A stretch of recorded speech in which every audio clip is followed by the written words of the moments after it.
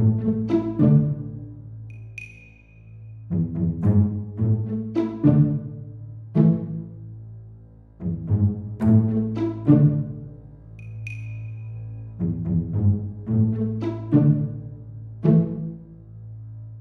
here is my welcoming remarks, and welcome everyone to the conference here today. The conference will be on rights of nature, human rights in Southeast Asia, legal advances, development policies, and new anthologies. Distinguished guests, colleagues, and participants, on behalf of the Faculty of Political Science, Chulalongkorn University, it is my great honor to welcome you all to the conference, Rights of Nature, Human Rights in Southeast Asia, legal advances, development policies, and new ontologies. Today's gathering of scholars, policymakers, and civil society representatives marks an important moment in our collective effort to address the growing ecological challenges facing our planet. Despite the increasing number of laws, policies, and international frameworks designed to protect the environment, global ecosystem, health continues to deteriorate. This calls for fresh perspectives and transformative legal paradigms, particularly one that recognizes nature not solely as a resource, but as a rights-bearing entity. This conference provides a unique platform to bring together expertise from legal, political, developmental, and socio-anthropological disciplines. It aims to explore how the rights of nature can be effectively integrated within human rights, especially in the Southeast Asian context. The recent adoption of the ASEAN Declaration on the Rights to Safe, Clean, Healthy, and Sustainable Environment marks a promising step forward. Yet, challenges remain in ensuring inclusivity, meaningful participation, and stronger legal mechanisms at both national and regional levels. I firmly believe that the exchange of knowledge and experiences today will not only contribute to advancing policy and legal frameworks, but also amplify the voices of local communities, indigenous peoples, and environmental human rights defenders, whose perspectives are vital to meaningful and long-lasting progress. On behalf of Chulalongkorn University, I would like to express my sincere appreciation to IRASEC and ARIEL for co-organizing this event, as well as to our participants for your commitment to this crucial agenda. I wish you a productive and inspiring discussion, and I hope today marks the beginning of enduring cooperation between a more sustainable and equitable future. Thank you so much, and welcome to the Faculty of Political Science. ขอบคุณครับ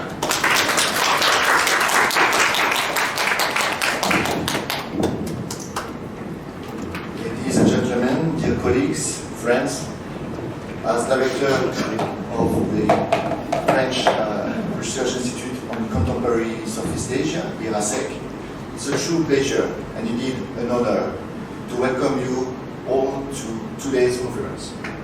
Rights of nature and human rights in Southeast Asia, legal advances, development policies, and new ontologies. Allow me to begin by expressing our deepest gratitude to our host institution, the Faculty of Political Science. IRASEC has long enjoyed truly warm, collaborative, and intellectually vibrant relation with this faculty.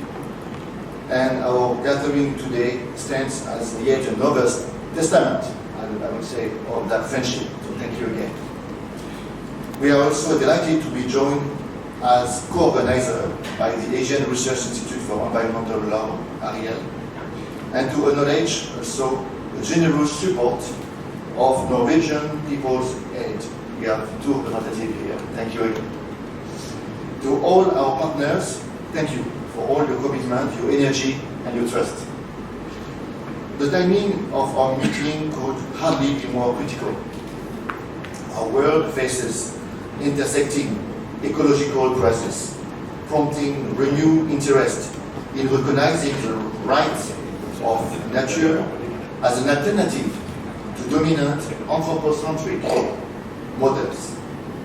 Southeast Asia has become a key arena for these debates, and today we are going to discuss about the specificities of Southeast Asia compared to other parts of the world.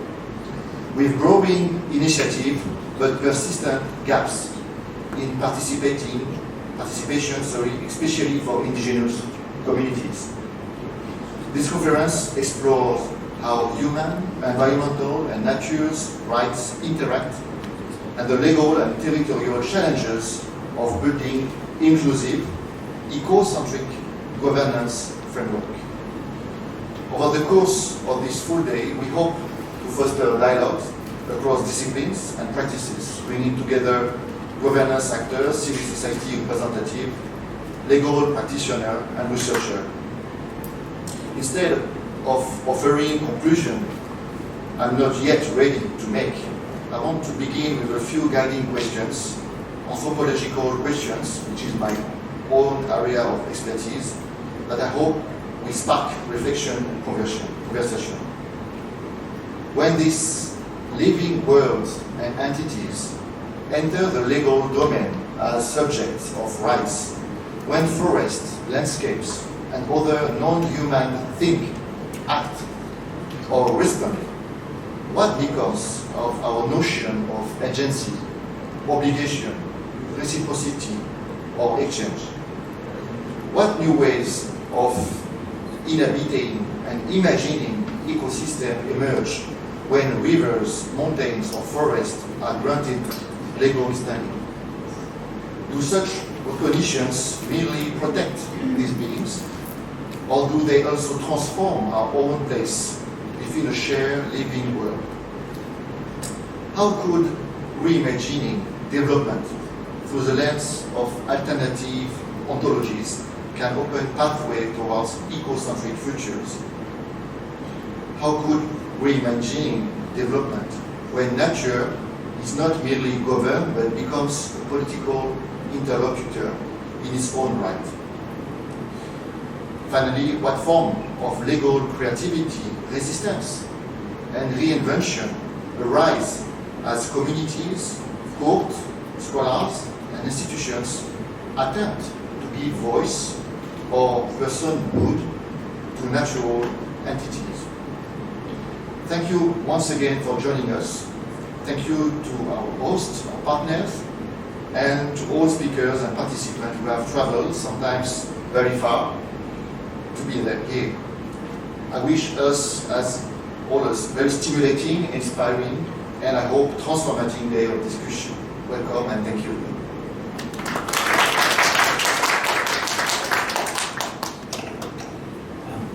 Thank you very much, Director Jérémy, and indeed thank you for the very warm welcome in Prakorn. It's great to be here, and more importantly, it's very exciting as an environmental lawyer to be amongst people who are not lawyers. And this was, of course, our challenge for us when Gabriel and I started discussing the idea of doing something on the rights of nature, which I have wanted to do with ARIEL, the Asian Research Institute for Environmental Law, probably since 2018, when we collaborated with Chiang Mai University and the University of New England to do an animal law conference in Chiang Mai University, with Chiang Mai University. And we discussed a whole range of issues about animal law and rights of nature. It's also, an extraordinary opportunity at this point of time in history from an environmental lawyer's perspective, both in ASEAN, because we've recently seen the ASEAN leaders adopt the ASEAN Declaration on the Right to a Clean, Healthy, Safe and Sustainable Environment, and we will hear about that afterwards. But this year, as an environmental lawyer, has been an exciting year because we've had an advisory opinion from the International Court of Justice on the rights and obligations of states with respect to climate change. And while it focused on climate change, it also really focused on the importance and the obligations of states to provide the enabling environment, which fundamentally included a safe and functioning world environment and ecosystem. And what that means in legal terms, as well as scientific terms, is still going to be open to debate. But the International Court of Justice, the highest court of the world, in response to a request for an advisory opinion by the United Nations General Assembly, has made it quite clear that there are clear legal obligations as well as moral obligations for us to take action with respect to climate change, but with respect to environmental degradation broadly. But it wasn't only the advisory opinion of the International Court of Justice. We've also had the International Tribunal of the Law of the Sea. We had the European Court on Human Rights, the American Court on Human Rights, all make clear statements with respect to the obligations of states to act, and act to address some of these key issues with respect to a safe, clean, healthy and sustainable environment. But as Director Jérémy has said, this goes then back to this fundamental question of how we relate to nature. And so for ARIEL to be here, it's very, very exciting, because I think this is where we also have the great opportunities to work with, for lawyers to work in conjunction with anthropologists, scientists, ecologists, sociologists, to try and craft a new paradigm going forward. And yet, one of the things we have to remember is that our new paradigm is not only essential but urgent. And I think this is where we do recognise that the discussion now, maybe in 1992 with the Rio Declaration, the Rio Conference on Sustainable Development, it was more theoretical. Now it is about the future of the planet. And the future not only of humans, but also the species that are contained in the planet, and how we relate to those, either from an anthropocentric viewpoint, an ecocentric viewpoint, or some other human rights viewpoint, is the subject of our discussion today. And hopefully, and excitingly, it's about starting these areas of discussion, because as we've said, there's no conclusions, but we're starting to think about how we can address those relationships, and do so within the context not just science, but also of law. So it's a real great pleasure and a great honour to be here, and I hope this is the first or the beginning of some interesting discussions about how we can reimagine our relationship. And if I can coin or use a phrase that ecological philosopher Charles Birch used, regaining compassion for humanity and nature. And that idea of how we can relate to the natural world as well as our modern technological world, leaving aside those joyous things about artificial intelligence and whether, of course, the bots are going to take over the world. We'll leave that for another day and just focus on our relationship with nature.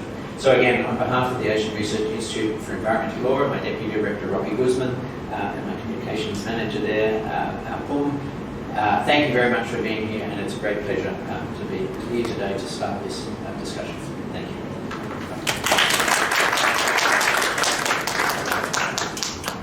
So, good morning everyone. Yes, I'm Gabriel Facal from IRASEC, also co-organizer. So this morning we will begin the session with a keynote address from Baird from ARIEL. He's the founder of ARIEL, actually.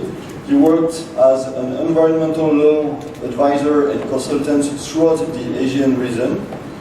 His focus is on the development and implementation of effective and efficient mechanisms for environmental governance. I know, for instance, that he works a lot now with Laos, particularly talking with AFD, which is the French Development Agency, and also many research institutes like IRD. Thank you so much, Matthew, for accepting first to co-organize the event together with your team, Ajahn Pom, Ajahn Guzman. And thank you for the keynote address you will deliver. You had also with your team the idea of organizing working groups after the different presentations. I'm very excited to see how it will take form. So now the floor is yours to this morning keynote address. Thank you.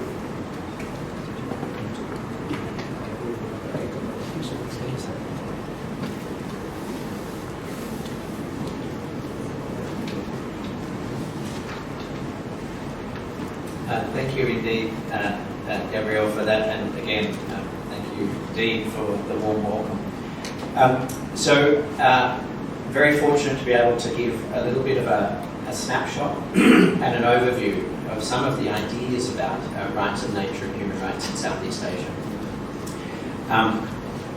And what I wanted to do very quickly in sort of introducing some of these concepts, and some of them may be familiar, some of them you may be even more familiar with yourselves in your research and the work that you're doing. I want to talk a little bit environmental rights and looking at some of the taxonomy for rights of nature Then some of the legal mechanisms. The law is nothing if not adaptive. Despite being a very normative approach and very conservative, it can also, in certain areas, easily address things that don't exist. And then, if I have time, just talk about one of my passion projects, which is the rights of elephants and their habitats.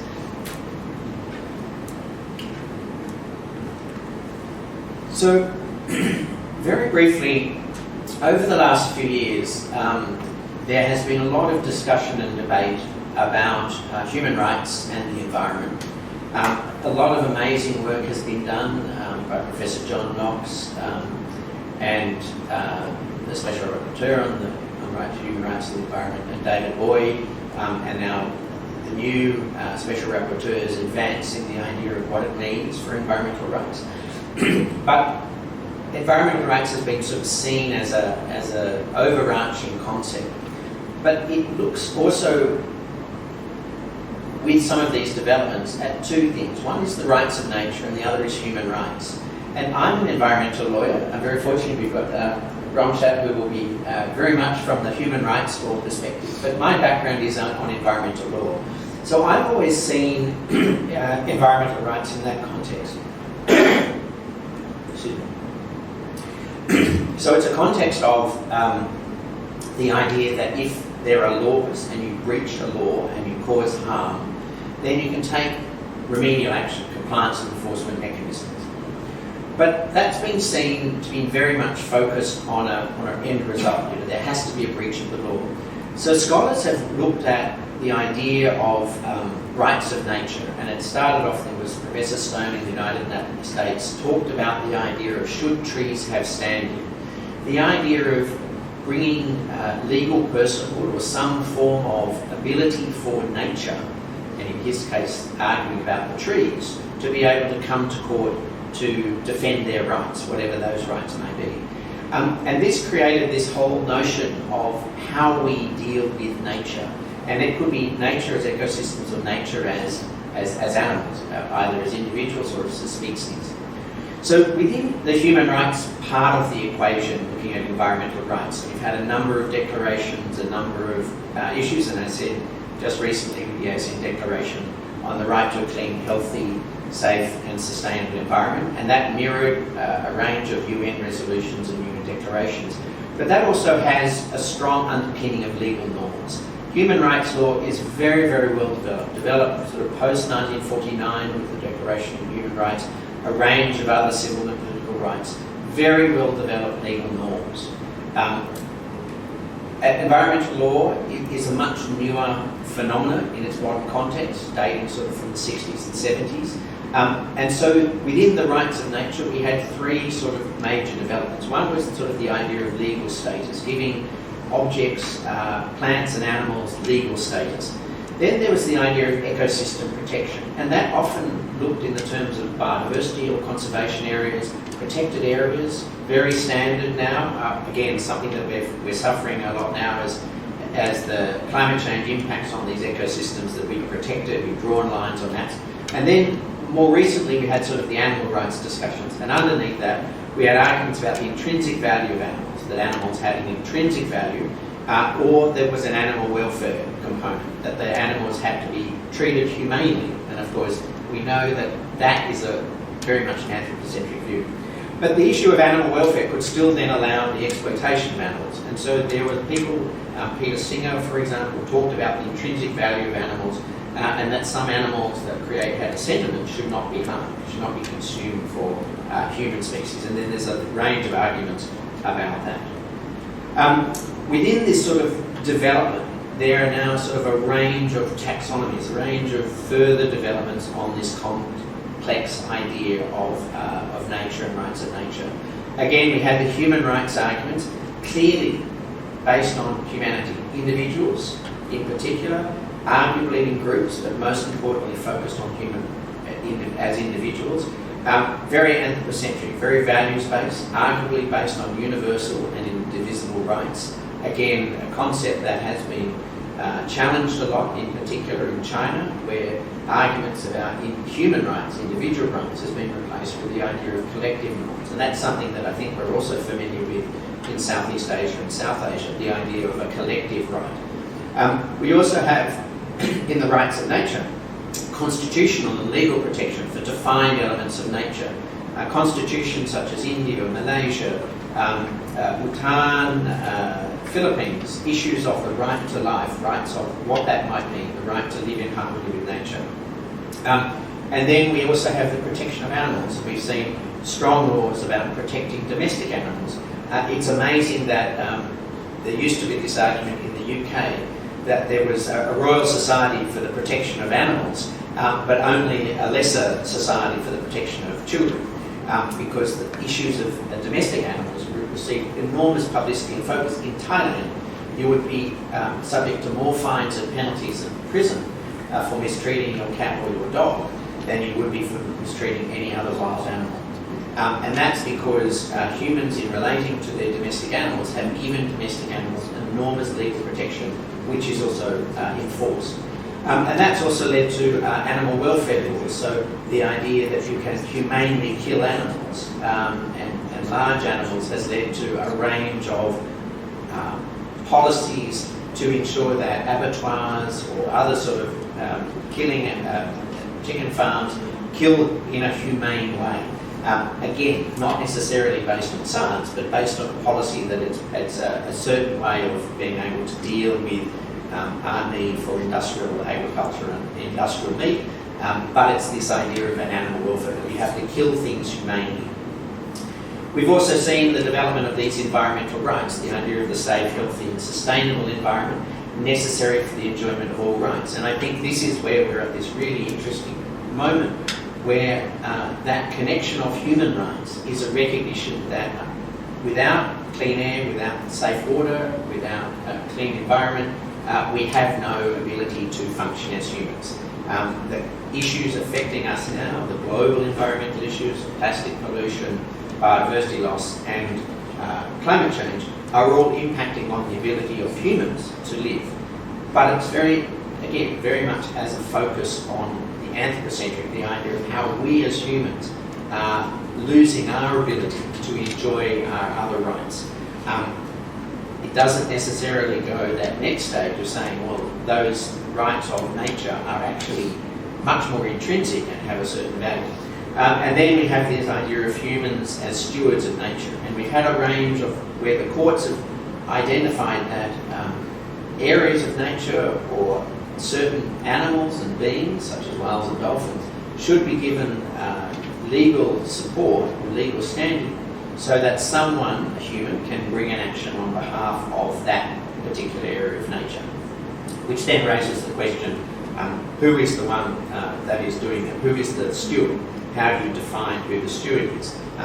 Are they Indigenous people who claim that? Are they an NGO, an international NGO? Are they a company who might want to exploit it but still do it sustainably or bring benefit? Those are significant questions that are still being discussed. In this slide, I also identified that there have been legal mechanisms for the rights of nature. These things are developing. We've seen in constitutions, again, constitutions that are inherently anthropocentric. But on those rights of nature, we look at Ecuador, we look at Bolivia, the law of the rights of Mother Earth. We see how some constitutions, modern constitutions, are trying to say that nature has a right as well as in relation to the citizens of the country.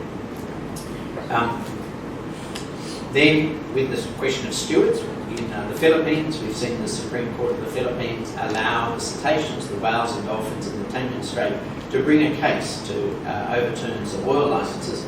They gave the lawyers rights to act as stewards to bring the case, and the court decided that. In Pakistan, the Humane Society, an NGO, brought an action, and the Supreme Court of Islamabad held that there was an overall duty by all citizens, including the government, to protect animals and to protect animals from exploitation and death. Within some other discussions that have emerged in legal theory, the personhood for natural features, very much from my perspective, in 1992 in New Zealand, they introduced the Resource Management Act and that was the first time I was aware of incorporating Indigenous Maori culture and Maori norms. They introduced the thing Tangia, which was an area of land that was claimed by Indigenous people, and we would argue in court that this land had a separate cultural and environmental significance that had to be taken into account when development projects were occurred. Again, it didn't mean that the Indigenous groups could just stop the development. They didn't have a power of free, power, informed consent or approval or rejection, but it was another element to take into account, a cultural or an environmental value. But now we see in a number of countries, New Zealand, Colombia, India, with Uganda, Australia, which was the Great Ocean Road, which is an area between Adelaide and Melbourne of significant natural beauty, has been identified as having some form of personal. But again, what does that mean in the legal context? Does it mean that they exist so that someone again has to be a steward to then act on their behalf? Does it mean that these, because they can't consent to development, we can't have any development in those areas? That's certainly not where it is. Giving personhood for these natural features does not protect them in any particular way, because someone has to take action, someone has to protect those legal rights if they are threatened through development or other activities. And then finally, environmental rights. The Escazú Agreement in Latin America and the Caribbean, the Aarhus Convention in the Economic Commission for Europe, and now the ASEAN Declaration on the Right to a Clean, Healthy, Safe and Sustainable Environment. There's discussions also in Africa about moving on for an environmental rights declaration. In Africa, they already have the People's and Human Rights Declaration there. And so this is also where lawyers are trying to grapple with the idea of how do we provide procedural rights for humans in the context of protecting the environment. Because I think we all agree that we're not doing that well at the moment in protecting the environment or protecting the planet. And partly that slide just showing how the significant number of ideas are happening is to show that the law can be resourceful, the law can be useful in addressing some of these issues. Because people say, well, how can the law respect the environment or trees or ecosystems or plants and animals? And I say, well, the law protects corporations, the law protects derivative trading, the law protects carbon credits, biodiversity offsets. These are fictions. These are just legal fictions. That's what the law does. The law regulates legal fictions. So whether it is a derivative trade, the rights of a minority shareholder in a company, the obligations of directors' duties, or any other form of corruption or misfeasance, the law is there once you set down the boundaries. The law is there to protect it. The key issue is that we've never actually provided strong fundamental protections for planets. Because even if we do protect something, we're always then saying, well, we can do an environmental impact assessment and we can work out how much of this we can destroy in order to get some form of economic benefit. And so this is where there's also certain emerging norms on the rights of nature at an international level. So there's been a strong campaign for ecocide, which is the idea of a gross violation of the rights of nature. It is meant to be up there with genocide and war crimes, so it's a very, very significant crime. It's not just for, and it's against individuals rather than states in the International Criminal Court. And so there is a campaign to amend the Rome Statute to add ecocide. Of course, one of the issues about that is that only a third of the countries in the Asia-Pacific regions are also members of the Rome Statute. And the Rome Statute then is actually one of the statutes that is allowed the International Criminal Court to operate, and that jurisdiction is completely rejected by the United States, Russia, and China, and India. So there's a lot of countries that are, and population that are not actually subject to the Rome Statute. In terms of environmental crime itself, the prosecution for things that are crimes against the environment, there are strong moves, which I think have almost come to fruition for an additional protocol for the Convention on the International Trade in Endangered Species on wildlife crime. Again, though, the whole Convention on the International Trade in Endangered Species is to facilitate the trade and the selling and the breeding of endangered species. So fundamentally, it's a way of allowing those species to be traded, to be bred for captive purposes and the like. So there's a strong question of whether that convention itself is anthropocentric or ecocentric. The other important development is this idea of the Anthropocene. And one of the really interesting things about the Anthropocene, and this was a lot developed from the Stockholm Environment Centre, Stockholm Resilience Centre with Jonas Rockström, the idea of the planetary boundaries that we are currently exceeding, but this idea that humanity is now the current determinant for the next age. This was, I think, recently rejected at the international level where they determine these things by a body of eminent scientists, but it still has this idea that in the Anthropocene, humanity is now has to be a manager. The argument is that we cannot just sit back and allow nature its unintended courses, even if we protect it, because we have made such an impact on the planet through climate change and plastics and pollution, that nature is now completely interdependent on us. If we stop managing nature or stop intervening in nature, it would have as many disastrous consequences as our continued exploitation of nature. And then there is still the James Lovelockian idea of the Gaia hypothesis, that planet Earth is a living Earth and a living and self-regulating organism. The idea that somehow or other we are all part of a very, very complex and extraordinary organism. It's also something that in the 70s, I think, when James Lovelock proposed it, it was very, very new. It was very, very limited scientific basis. But as the science has developed, as for example climatology has developed and climate science has developed, the interconnectedness of climate science and climate change has become much more clear, because science has been able to provide much more evidence, and our computer skills have been able to ensure that we're able to draw relevant hypotheses. So the Gaia hypothesis is currently having a resurgence, because some of the scientific data is showing how interconnected it all is, which then leads to predictions of significant global collapse in our ecosystems, which is, of course, one of the great challenges that we face, is the arguments that scientists are putting forward, that we're reaching not only one tipping point, but a number of different tipping points. And how we respond to that is going to be critical for us in the next 15 years, they say.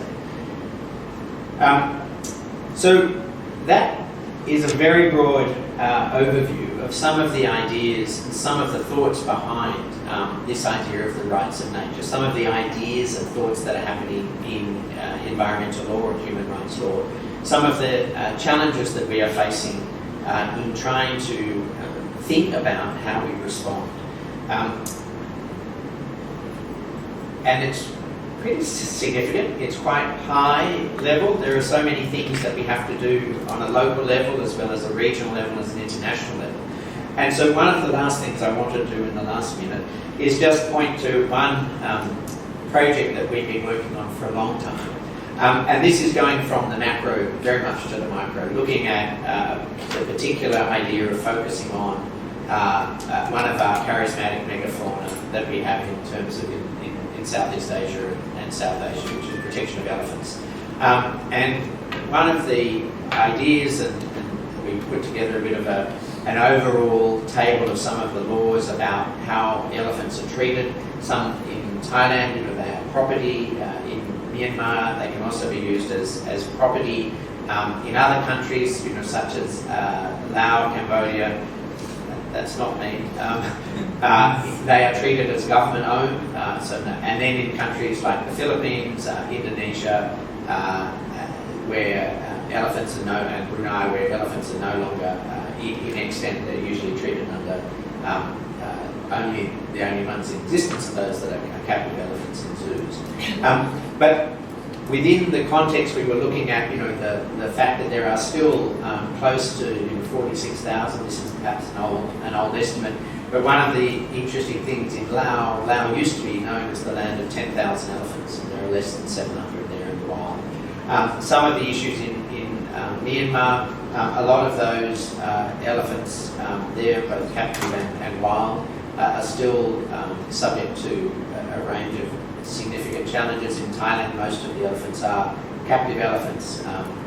Although there are quite a few, some wild elephants, and then we have the concept of the challenges between elephant-human conflict. Some of the issues that were affecting elephants, some of the challenges we have about habitat, encroachment of development, often the issue of elephants is mostly related to land and losing land and habitat fragmentation, which of course is not only useful for elephants, but it is the impact on most of our flora and fauna, the issues of habitat fragmentation, with poaching dependent on country. But while there are laws in existence on elephants, and a lot of them focus on the right of elephants vis-a-vis as property or as something that is owned, either owned by the state or owned by individuals, and a lot of the animal welfare laws don't address the needs of the elephant in terms of, for example, in Thailand, there are no standards on what level of veterinary care that elephants should receive. It's all based on individual camps. The lack of regulation in Thailand is quite challenging. So one of the thoughts that we put together a number of years ago is the idea of an animal or an ASEAN Declaration on Protection of Elephants and Habitats. It could be broader than ASEAN. It could be an Asian elephant protection process. There was a 2017 Jakarta Declaration, which has also been updated, and the Federation of Indian Animal Protection Organisations talked about the Declaration of Personhood of Elephants. And back 7 years ago, this was terribly challenging, very controversial, because most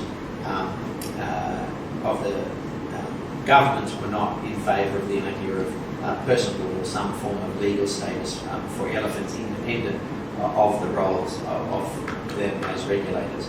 But it did very importantly recognise that the elephant is a keystone species and an umbrella species whose conservation helps secure the conservation of a myriad of other species, as well as their cultural significance. And so one of the things we thought about, and it's still ongoing, something that we haven't really advanced over the last 17 years, is some of the ideas of an elephant declaration. And again, the focus is not just on that it should be on elephants, but it should be on protection of their flora, their ecosystems, their habitats, and ensuring that it covers wild, captive and semi-domesticated elephants, which again, each have different needs, and gets back to this idea of how we approach it. Do we approach it as an animal welfare? Do we approach it wanting to release elephants back into the wild? Again, scientists say that's just not possible in Thailand. There isn't enough land because of that habitat fragmentation. And then how do you deal with the human-elephant conflict? This is, of course, a substantial issue. All of these things require a significant amount of research. There's already a lot of research, but there is potentially a lot of research that's been done. And finally, one of the ideas that we then discussed, that we raised, and I tried to raise this in Myanmar when they were doing their Myanmar Elephant Protection Plan before the coup, it's the idea of elephants as workers. When you have a working elephant, why shouldn't it be entitled to a wage? Why shouldn't it be entitled to a benefit? And when it retires, why shouldn't it be entitled to a pension and protection of their habitat? As a recognition that even though elephants are not can function as workers and have been doing so for many thousands of years, they need to ensure that they have just as much benefits as any other human worker. And I think, as we probably know, they're not going to be replaced by AI in the distant future. I mean, one of the things that the elephants were doing in Myanmar was the backbreaking work that humans couldn't do, and machinery wasn't able to attend to. But again, most of that was the exploitation of timber and teak, which gets back to the idea of how we respond to nature and how we respond to nature's issues. So the idea of our rights of nature, we wanted to distill into just one idea, one thought, which can be for discussion or can be ignored, is this idea of thinking about how we would conceptualise that in a declaration either for ASEAN or for the Asian countries where we do have elephant habitat. Recognising that although it is a charismatic megafauna, it is also something that is part of the health of the planet. It creates opportunities for trying to defragment land and create significant habitat that other creatures and other animals can use. And I think this is also one of the ideas that we had going forward to see whether or not this was something that could be adopted or could be looked at by the rangeland states for the ASEAN Asian elephant. Next steps, I leave it to the discussion today, and I look forward to that discussion and seeing if we can bring up some ideas in the working groups of both of law and of policy and of science for research as to what we can do going forward. So thank you very much indeed for your time. Thank you very much, Matthew. So I have the duty to be the moderator of this panel, which is on policy and governance. So thank you very much for your introductive keynote, which is very interesting because it's a complex question, the way to articulate human rights and the rights of nature. So I think a lot of discussion during this panel. So I will not introduce the three speakers, they will introduce themselves. I think it's better so that we can make a connection between their work and what they will present. It's a panel discussion, so maybe just focus on main ideas, and then we will have time to discuss all together because I think it's very important to have time for discussion. So please, I welcome Hans, Romchat and Rocky. Maybe you can join the floor and make short presentations so that we'll open the discussion. Thank you very much. Good morning. It's really a pleasure and honor for me to speak here this morning. My name is Hans van Willenswaard. I'm born in the Netherlands, but I live in Thailand for more than 20 years already. And I'm a total lay person in terms of legal science or political science. I'm a social innovator. We're more familiar with the Social Innovation Hub here in Chula. And so my presentation is searching. Don't expect that I have the answers to these enormous challenges to bring rights of nature and human rights closer to each other. Special welcome also to the group from Bhutan, from the School of Law in Paro. And I'm very happy that they join also, because Bhutan, I speak the innovative idea I would like to present to you is Earth trusteeship. And Bhutan is the only country, as far as I know, who has trusteeship in its constitution. So we feel it's very important experiment also from other angles. So I'm very happy that you're here, and I'll do my best to bring this idea of Earth trusteeship into the context of professional law and political science.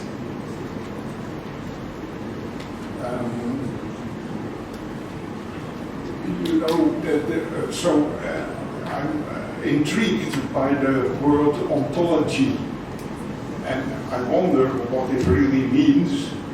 As I said, I'm a lay person, but what I did in the first place, so I questioned myself, what are major factors which determine our existence, I would say our world order, at present. And I found three factors which are really important. That is the dominating position of the nation state. This goes back to the 1648 peace treatment of Westphalia.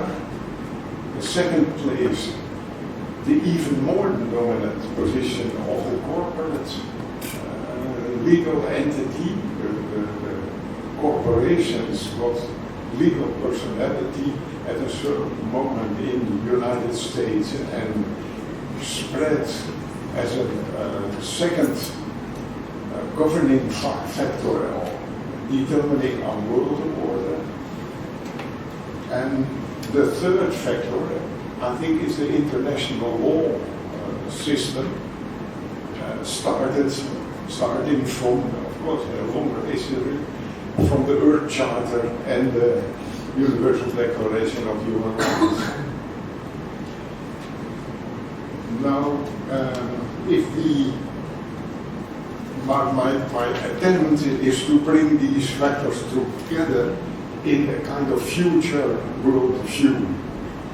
But if you look at the Universal Declaration of Human Rights, of course, it was incredible that Eleanor Roosevelt was the center of a very multi-cultural commission. How her role is essential and incredible. But the architect of the declaration was René Cassin. And if you look at the Article 1 of the declaration, then you will discover whether he did it by purpose or just because he is so familiar with the French worldview. You will find the three values of the French Revolution in Article 1. It says, all human beings are born free and equal in dignity and rights. They are endowed with reason and conscience and should act towards one another in a spirit of brotherhood. So the three values of the French Revolution are included in the declaration in a remarkable way. Now that raises the question, and is this kind of support for the critique that the whole international law system, my slides are coming, yes, that's it, are Western biased, but I discovered in my exploration in this field that more or less in the same period, yes, Dr. Ambedkar, he was the architect of the Constitution of Independent India, and scholars asked him, by looking at the text, especially the preamble, did you include the values of the French Revolution in the Constitution of India? And Ambedkar had studied in France, also in the United States, but so he was familiar with it. But he denied really clearly that no, this is based on the philosophy of the Buddha.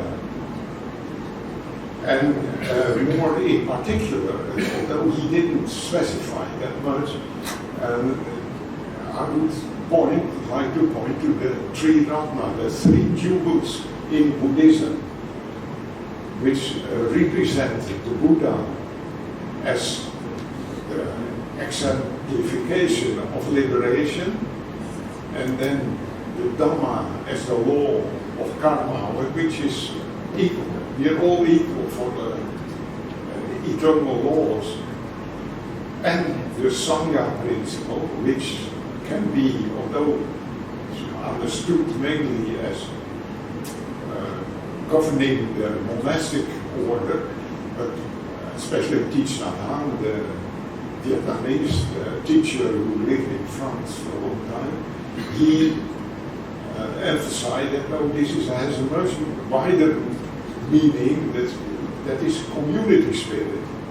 So in my feeling there's a strong resonance to the Tri Ratna element of philosophy of the Buddha in the way Ambedkar included it in the Constitution of Independent India, and how René Cassin included them in the Universal Declaration of Human Rights. I come back to it.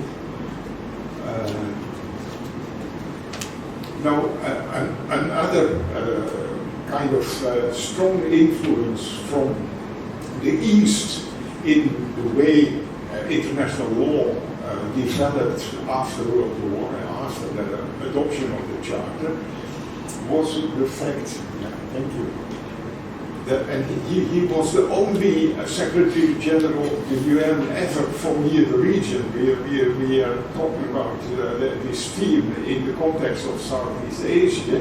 So U Thant had a very critical approach to what I mentioned as one of the most determining factors of our worldview, the dominance of the state, the sovereign state. He had a very critical approach to it. He said, if we cling to the sovereign state as the dominating factor in our worldview, how can we expect that we can live in peace? Now, from the Charter and the Declaration, what U Thant also did was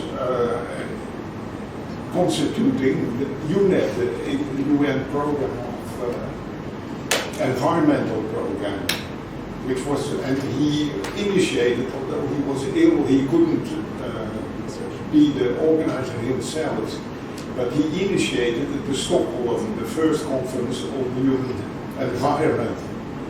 So he has played an enormous role in the whole development of human rights and later nature rights. And in this evolution, of course, then 20 years later came the UNCED in Rio. But in Rio,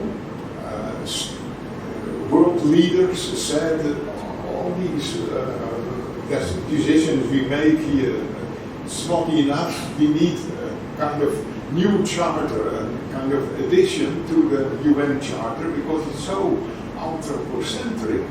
Nature has no place in the Charter. So that was the beginning of a drafting process of the Earth Charter. And the Earth Charter was adopted in the year 2000 in The Hague, in the Peace Palace, the seat of the International Court of Justice. But it remains soft law. Now, also in the year 2000, there was, and he's a Right Livelihood Award laureate. I come back to the significance of the community of Right Livelihood Awards for this theme.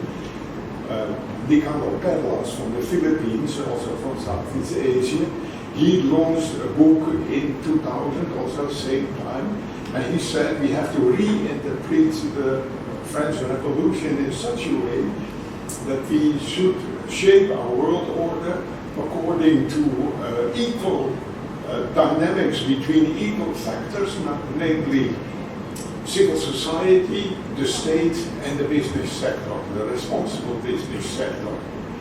So that was a kind of clue to revitalizing the original ideas in the Declaration and the Charter, and in the Earth Charter, in a new kind of social contract. 4 more minutes. Ah, yeah, okay. 10 years later, after the adoption of the Earth Charter, came the Universal Declaration of the Rights of Mother Earth in Bolivia. It has been put under the carpet mainly because they criticized capitalism also, which for many people at that stage was a station too far. But it also was parallel was the foundation of GARN, the Global Alliance for the Rights of Nature. So in 2010, the first institutionalization of the rights of nature came about.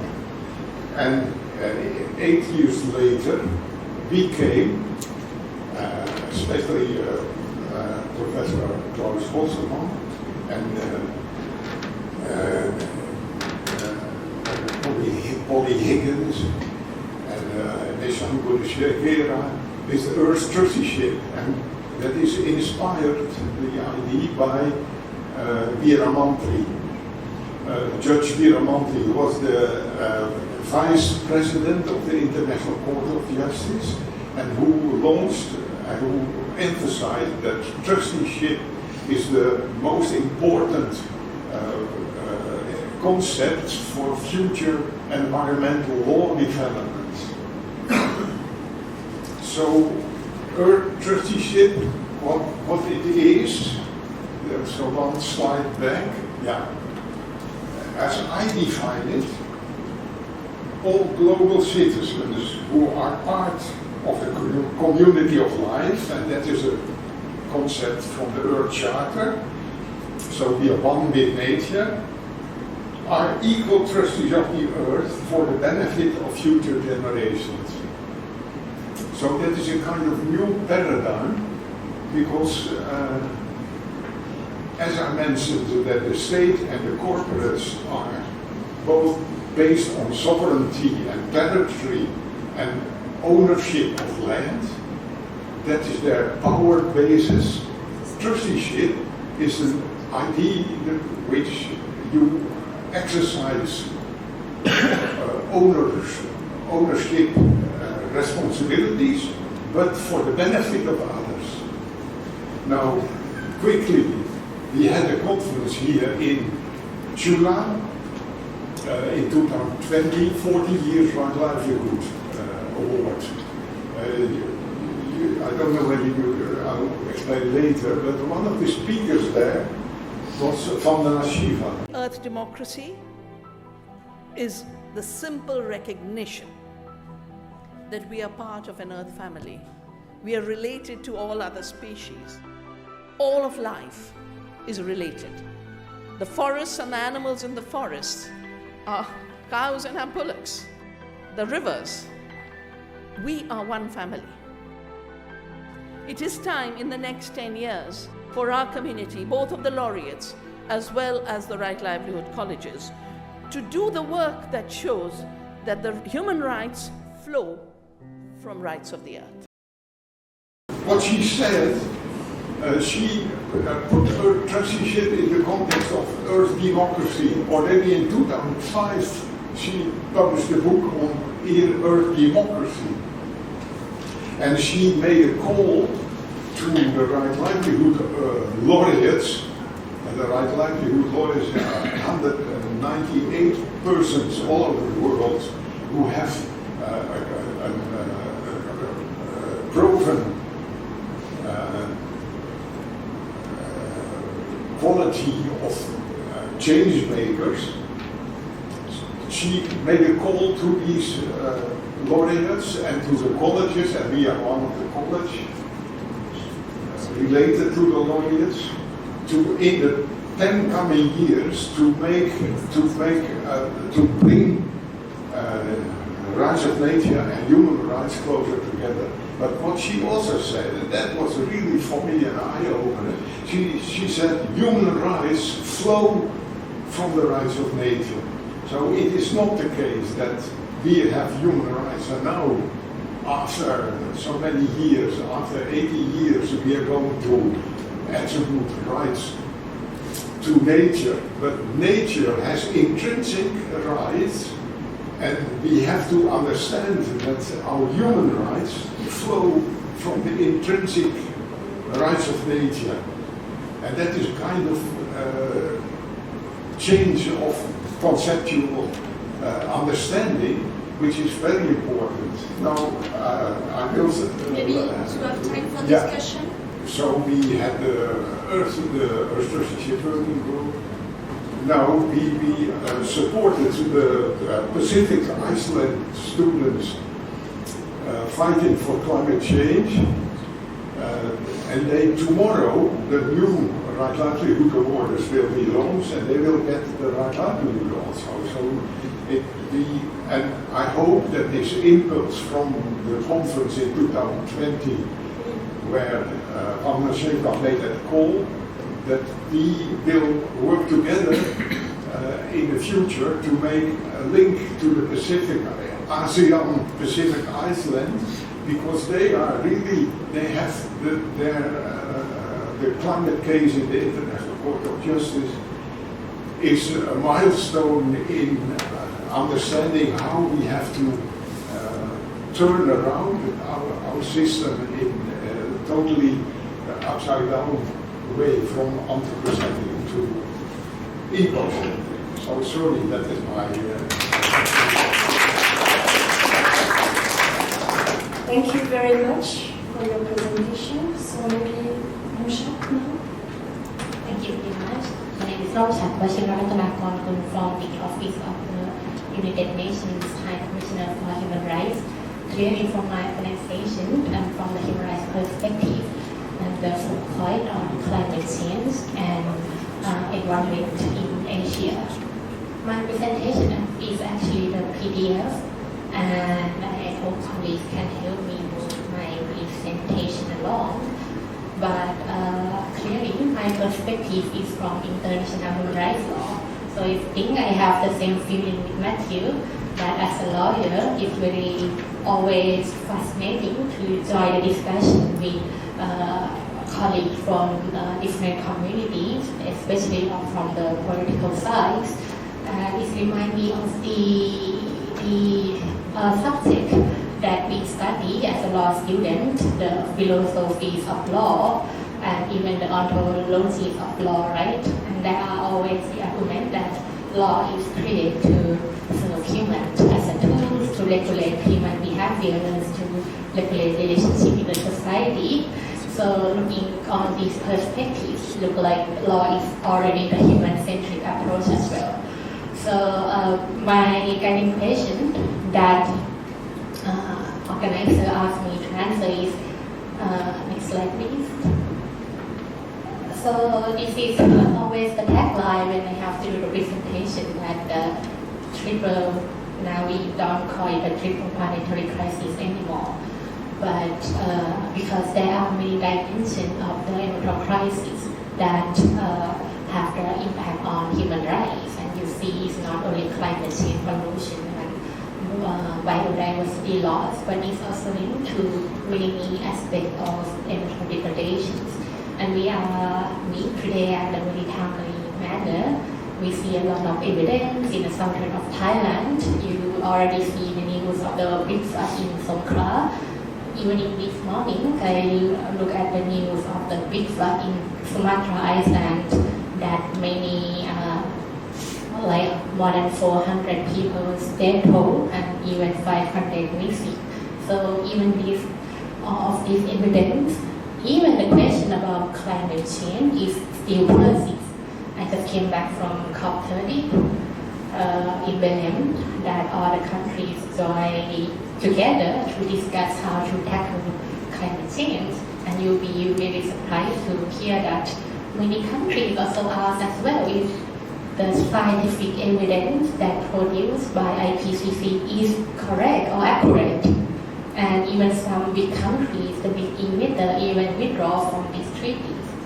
So in my view, it's really depressing and reflects a lot of philosophical questions that we are here today. Next please, scroll down please. And very short question but not easy to answer for me is, can human rights or the rights to a healthy environment expand to include the rights of nature? Or even if it can, and if not, how can these frameworks coexist or strengthen one another? Next please. And I will not repeat Matthew's or my fellow speakers anymore about human rights law, but thank you so much. But as you can see, human rights, Matthew already mentioned, is from the anthropocentric, because when we look into the international human rights system, the modern human rights system is built around the human person as the primary human rights holder. This is a very important keyword in terms of the international human rights law.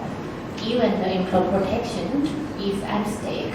The focus remains the protection of humans from the improved harm. And you can see from the general comment of the Human Rights Committee of the International Covenant of the Human Rights on the general comment on the right to life. Also clearly mentioned that the countries have the obligation to protect human rights from improved harm. And ecosystem under this human rights framework, and ecosystem protects because they support human well-being. And then the right to a healthy environment that Matthew already mentioned as well is one of the fast forwarding legal development in the world. And I'm not sure if you have followed the right to the healthy environment recognized by the UN Assembly resolution closely, but I think it's useful to show you the evolution of this regime of this development under the international rights system. But as you can see from the conclusion of my presentation, it's still anthropocentric. But it's also arrived very late in terms of the eyes of the body of the human rights law. And as my fellow speakers already mentioned, at the 1948 Universal Declaration of Human Rights, which is adopted in 1948, did not include environment at all. And as the scientific knowledge and the environmental has grown over the decades, it has been evolved in terms, but unfortunately, it's come into like the two distinct law regime, international law regime. And of course, this is the picture of the Stockholm Conference in 1922. That is the origins of the Stockholm Declaration and also the establishment of the UN Environment Program. I always like to show this picture because it's really clearly in the principle, the guiding principle is called man has the fundamental rights, but man, you can see why, because we are still lack of women drafter in the text. But since then, after 1922, more than 80% of the United Nations members recognize some form of the right to the healthy environment in the Constitution. Some is like the dark green is the provision that mentioned in Constitution called law, and the light green is some form in the legislation or the acts level. And Matthew already mentioned the work of the UN Special Rapporteurs, but if you look into the year, it's just started by the Human Rights Council in 2012, which is less than 30 years, by Professor John Knox, because as I mentioned, it came late, the environmental aspect of human rights treaties. In the 9 core international rights treaties, no provision that mentioned environmental at all. Therefore, in the past, the treaty bodies or mechanisms interpret the environmental aspect, and through the existing provision that the Professor John Knox called is the greening of the international rights treaties. But in 2012, the Human Rights Council appointed Professor John Knox to study the relationship between human rights and environment. And he started as an independent expert and looked into all the jurisprudence around the world, where is the connection and relationship between international human rights law and environment. And it's a little bit small, the picture, but this is like the series of the work that he produced. Until 2018, he submit the report and also the guiding principles on human rights and environment. And he called in 2018 that the time for international rights system to adopt the rights to the healthy environment. And of course, it still requires a lot of movement and advocacy. Until the end of his term, we came to the period of the next special rapporteur, Dr. David Boyd, and they work on together to advocate for the adoption of the rights to the healthy environment in the Human Rights Council, which is the main United Nations system. So, until 2021, the UN Human Rights Council eventually adopted a resolution that recognized that I think as a lawyer, the text is very always useful for us to show that the exercise of human rights, including the right to seek, receive, and impart information, to participate effectively in the conduct of government and public affairs, is effective and required for the protection of the clean, healthy, and sustainable environment, and also recognize eventually that the right to clean, healthy, and sustainable environment as a human right. And not only that, there are many arguments after the adoption by the Human Rights Council resolution. Some member states feel that the Human Rights Council resolution actually not, of course, it's not legally binding, the resolution, but it's also not widely and globally recognized, because in terms of the mechanism, only 47 member states are the Human Rights Council members. That's why there are the continued advocacy for the UN General Assembly, which is the main body, to also adopt and recognize the right to the healthy environment. Until 2022, the UNGA eventually adopted the landmark resolution, and as you can see from the first provision, recognize the right to clean, healthy, and sustainable environment as a human right. This is a real picture, and you can see that the number of the vote, if you're familiar with the United Nations system, the vote has been adopted 161 votes, no objection and 8 abstentions. And in Southeast Asia, all the countries vote in favor except Cambodia. So this is one of the resolutions that has been supported by a lot of member states. So that's why there are many notes in terms of the evolutions of these adoptions. But back to these two, the human rights and also the rights to a healthy environment as a human rights. The conclusion is still the same, it's still anthropocentric. Back to the rights of nature, I will not repeat what Matthew said, but of course the argument also remains the personhood of the nature and also the rights holders, because in terms of the rights of nature, it means that the right holder is nature, rivers, forests, and ecosystem, and it requires the guardianship run by human eventually. So, in terms of my short question, how can human rights absorb the right of the nature?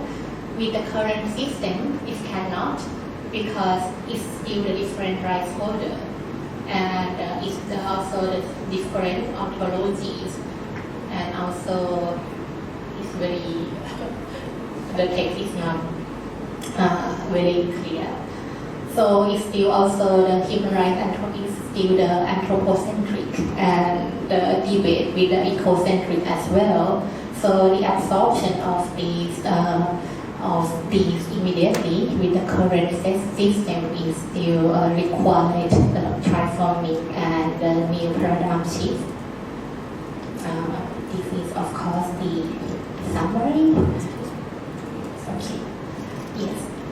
But in my view, I propose that if we don't need to find the answer right now, if it has to be the one framework, unified framework, because both human rights and also the rights to nature can coexist and reinforce each other, because under the human rights regime, human rights enable the participation, accountability, civil space, the protection of defenders, and also the rights of indigenous peoples.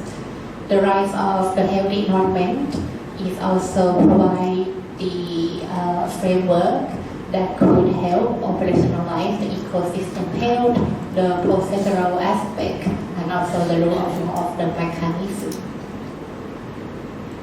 So it could be the continuum of the frameworks, because we can see that human rights, the rights of nature, and the rights of environment is not the hierarchy, but it should be mutually exclusive, because we need both three frameworks that coexist and strengthen the ecological justice.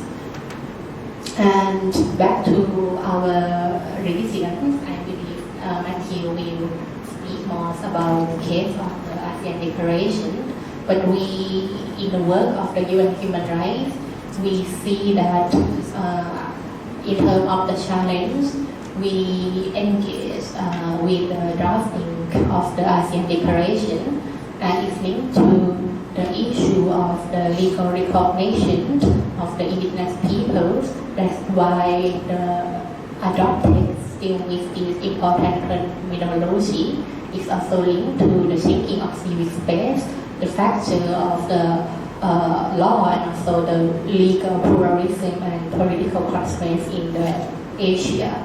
The work of defenders, human rights defenders, especially mental defenders, is very challenging in the regions. But the opportunities remains open, because the declaration will open the regional entry points, especially the upcoming regional plan of action that we will continue advocate for the member states in ASEAN to include what are missing in the main declaration. We also have a big network of indigenous peoples, even though in the region many countries doesn't recognize the indigenous peoples, especially in Thailand, but they are exist, and their worldviews already align with the eco-centric approach. We have strong civil society networks that we should continue working with civil society on that. And of course, we still have a lot of work to do in terms of moving this forward. As I already mentioned, the inclusion of indigenous peoples, stronger governance, safe civil space, and also regional and national implementation of this right as well. And we also have a lot of good practice from other regions. Matthew mentioned a lot of Aarhus Convention and Escazú Agreement. That could be one of the areas that we can continue working on this.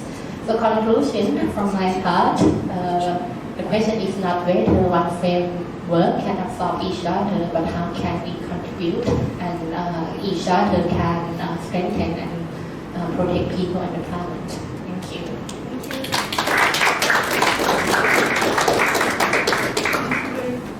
Thank you very much. So please, Rocky, maybe focusing on Southeast Asia. Thank you.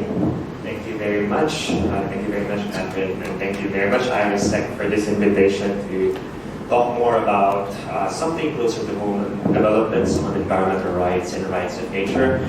My name is Guzman. I'm the Director of the Asian Research Institute of Environmental Law, ARIEL, along with Matthew. And for this morning, I'll be presenting on the case of the ASEAN Declaration on Environmental Rights, or how we've heard earlier this morning, the ASEAN Declaration to a right to a safe, healthy, and sustainable environment, and the evolution of this initiative in the region and what it means for us, and specifically on rights of nature as well.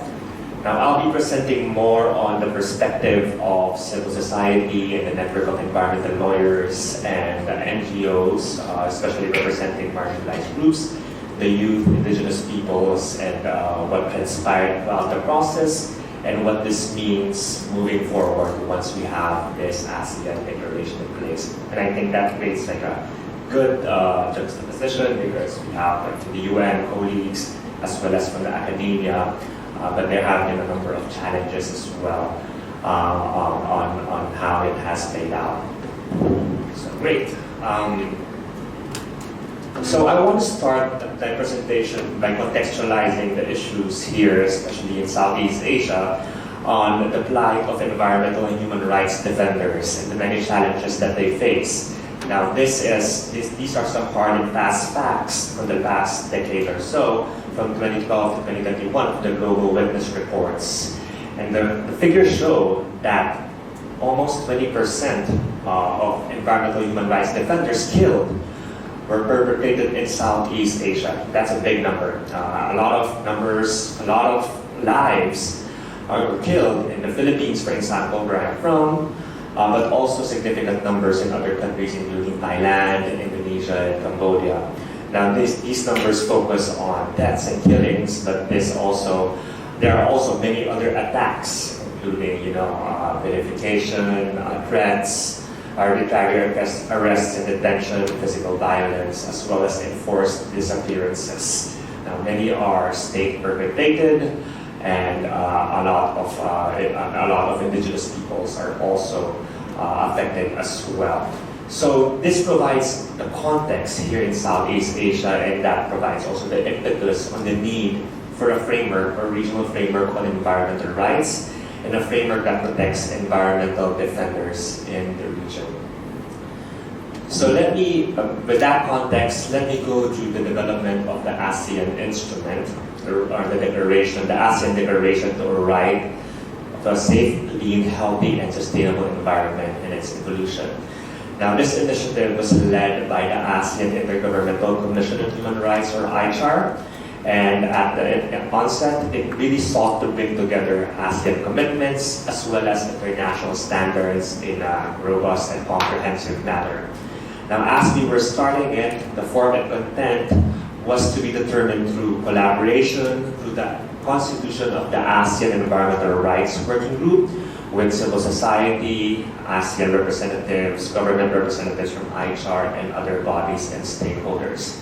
This was to achieve a holistic approach and enhance the coherence of the framework. And mind you, this is something new for ASEAN in particular, because ASEAN conventionally does not have a tradition of stakeholder consultation in developing on its instruments. So since this is an access to information document, an environmental rights and human rights document, it was appropriate to make sure that we have stakeholder collaboration with that. And I was part of the ASEAN Environmental Rights Working Group as well as Romchat and Matthew. Now this framework was supposedly was set out to draw on international experience from other environmental rights frameworks from other regions and other global developments to summarize possibilities for substantive and procedural elements that I'll discuss further. Now, for the substantive elements in particular, the premise really is that everyone and anyone has the right to a safe, clean, healthy, and sustainable environment, which is necessary to achieve a vast range of human rights. Now, the evolution is that there have been many, discussed already on the UNHRC, the Human Rights Council resolutions, and the UNGA resolutions, which adopted the right to a clean, healthy, and sustainable environment. That was in 2022. But even before then, in 1991, the ASEAN was, you could say, ahead of the curve already, because the ASEAN Declaration on Environmental Rights, the ASEAN Human Rights Declaration, already prescribes the right to a safe, clean, and sustainable environment. So that was a decade before, 2 decades before. Now, taken all together, the ASEAN, this region, prescribes the right to a safe, clean, healthy, and sustainable environment. And what we sought out when we were developing at the working group level, this declaration, environmental rights, was that it would cover all these substantive rights as well, already elucidated by John Knox, the former Special Rapporteur for Human Rights and Environment, to include the right to clean air, safe climate, the right to healthy ecosystems and biodiversity, safe and sufficient water, healthy and sustainable food, and non-toxic environment. And at that point, there were also discussions of expanding this to many issues that are pertinent to the Southeast Asian region, including the right to healthy oceans, the right to protect coastal zones, and all those issues. Now, those were the substantive elements that we set out to cover within the environmental rights framework at the onset. And as to the procedural elements, which is the main part of this environmental rights framework, this entails procedural rights, which are the rights that are necessary to achieve the substantive rights that I mentioned, the right to a healthy environment, which are fundamental rights for every person. So these are more of the procedure. And the legal foundation is really Principle 10 of the Rio Declaration, which describes the 3 fundamental rights or access rights, which is access to information, access to public participation in decision-making for environmental matters, and access to justice or access to effective remedy. Now that was in 1991, but there have also been subsequent global and regional developments which further expand and elaborate these procedural environmental rights to include having a safe and enabling environment for environmental and human rights defenders to exercise their rights, which is, you can see in from the Escazú Agreement as well, a key development from the Escazú Agreement in Latin America and the Caribbean. So as we were doing this environmental rights framework at that point, we sought out to draw experiences from the procedural elements from the Rio Declaration, from other regional instruments, including the Aarhus Convention, which is based in Europe, more recent and I think a lot more applicable to the Southeast Asian context was the Escazú Agreement from Latin America and the Caribbean, which describes these access rights, but as well as the right to a safe and enabling environment for human rights defenders, as well as the Escazú Convention and Kyiv Protocol, which provides the framework for EIA, Environmental Impact Assessment, and Strategic Environmental Assessment, as tools to ensure public participation for projects that will impact the environment. So these are some of the procedural elements that were being discussed at that point at the working group level to have, to piece together a very robust and comprehensive declaration on the right to a healthy, safe, clean, and sustainable environment. Now, as to the timeline, we started in 2022 and we went through around 5 working group meetings, but that was ended in 2024, last year, where the working group was disbanded. And after that, it came to it was deliberated upon by the ASEAN bodies, OHCHR, along with other ASEAN regional and sectoral bodies as well. And this led to the adoption of the ASEAN Declaration on the right to a safe, clean, and healthy and sustainable environment that was adopted just recently, very fresh, 2 months ago, in October at the Kuala Lumpur Summit with ASEAN, with Malaysia's ASEAN chairmanship. So now we have this declaration in place. But although we do have that declaration in place, there are many key challenges that I'd like to really draw your attention on throughout this whole process. And this is coming from the perspective of the advocates, the network of environmental lawyers, a lot of marginalized groups, including youth and indigenous peoples, because during that process, it was very challenging to have meaningful engagement with stakeholders. There wasn't really any public participation process, not a structured public participation process to draw inputs. And in fact, the declaration ignored the inputs, I would say almost in entirety, of civil society on key issues, including indigenous people rights, which is flagged as a key issue in many jurisdictions in Southeast Asia, protection of environmental defenders. There was not any mention at all of environmental defenders in the text, which is really a travesty. The lack of safeguards for procedural and substantive environmental rights. It was reduced to a few provisions, as well as the environmental impact assessment and other tools for public participation. So as you can see, I did not put here the draft itself, but it had become quite a very short statement of principles. It became 4 pages of a declaration that had 4 pages, which started out from our working group discussions, which was quite robust, which was around 30 pages. It came whittling down and down to 4 pages in the end. So there were many challenges because at the end there was a lot of omissions, key omissions in what was supposed to be in that declaration. And throughout the process, there was severe lack of stakeholder engagement as well as transparency. The stakeholders did not know the status of the draft and submissions. There was not really any structured feedback mechanism to ensure that the input from civil society would be integrated, or if not, at least discussed at the working group or at the ASEAN level.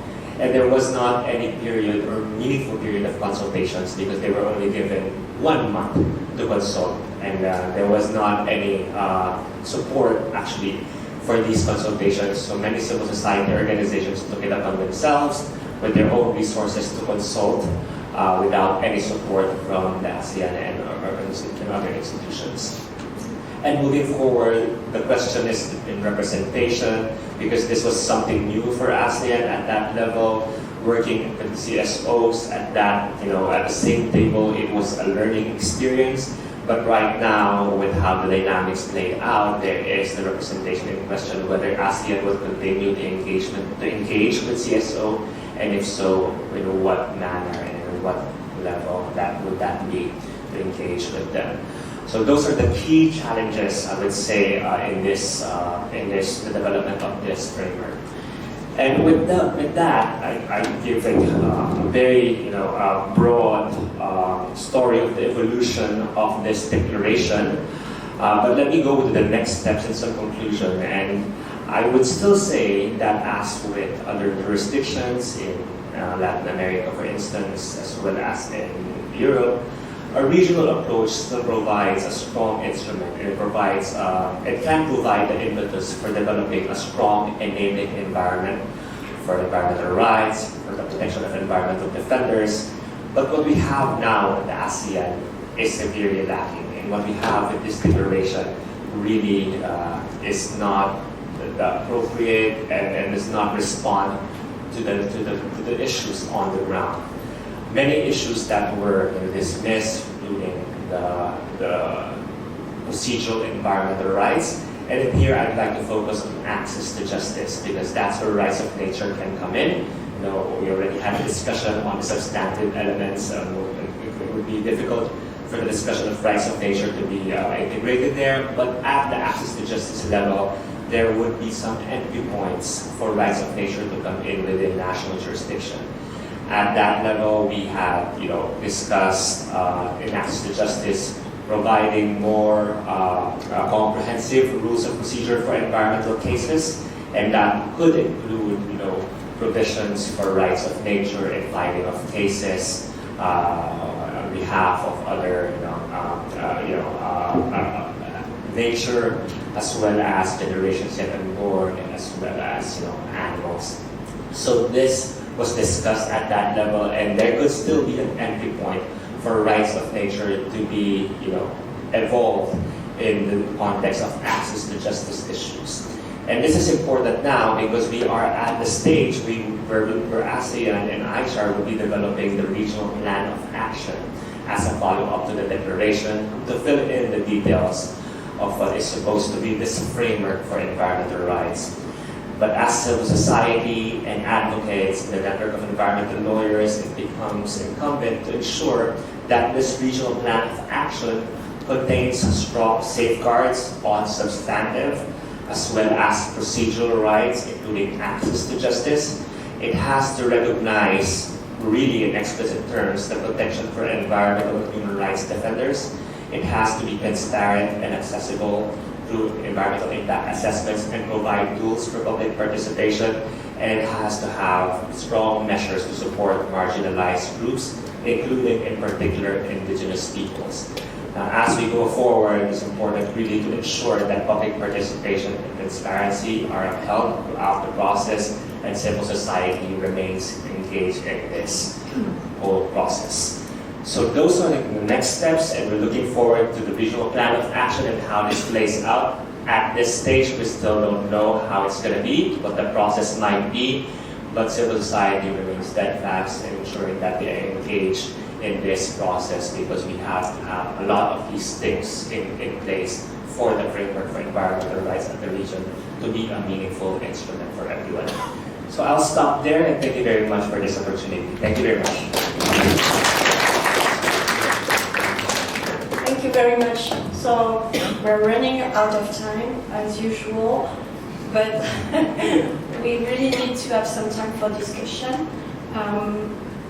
So thank you for all of you, the four of you. So I think that maybe if you have some questions now, I would like just to focus on one very, very broad question and issue, because the panel was policy and governance. So governance as something to see and to discuss about power relationships.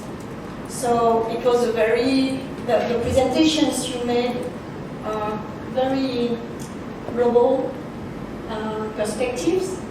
And so you mentioned the importance of civil society and marginalized groups.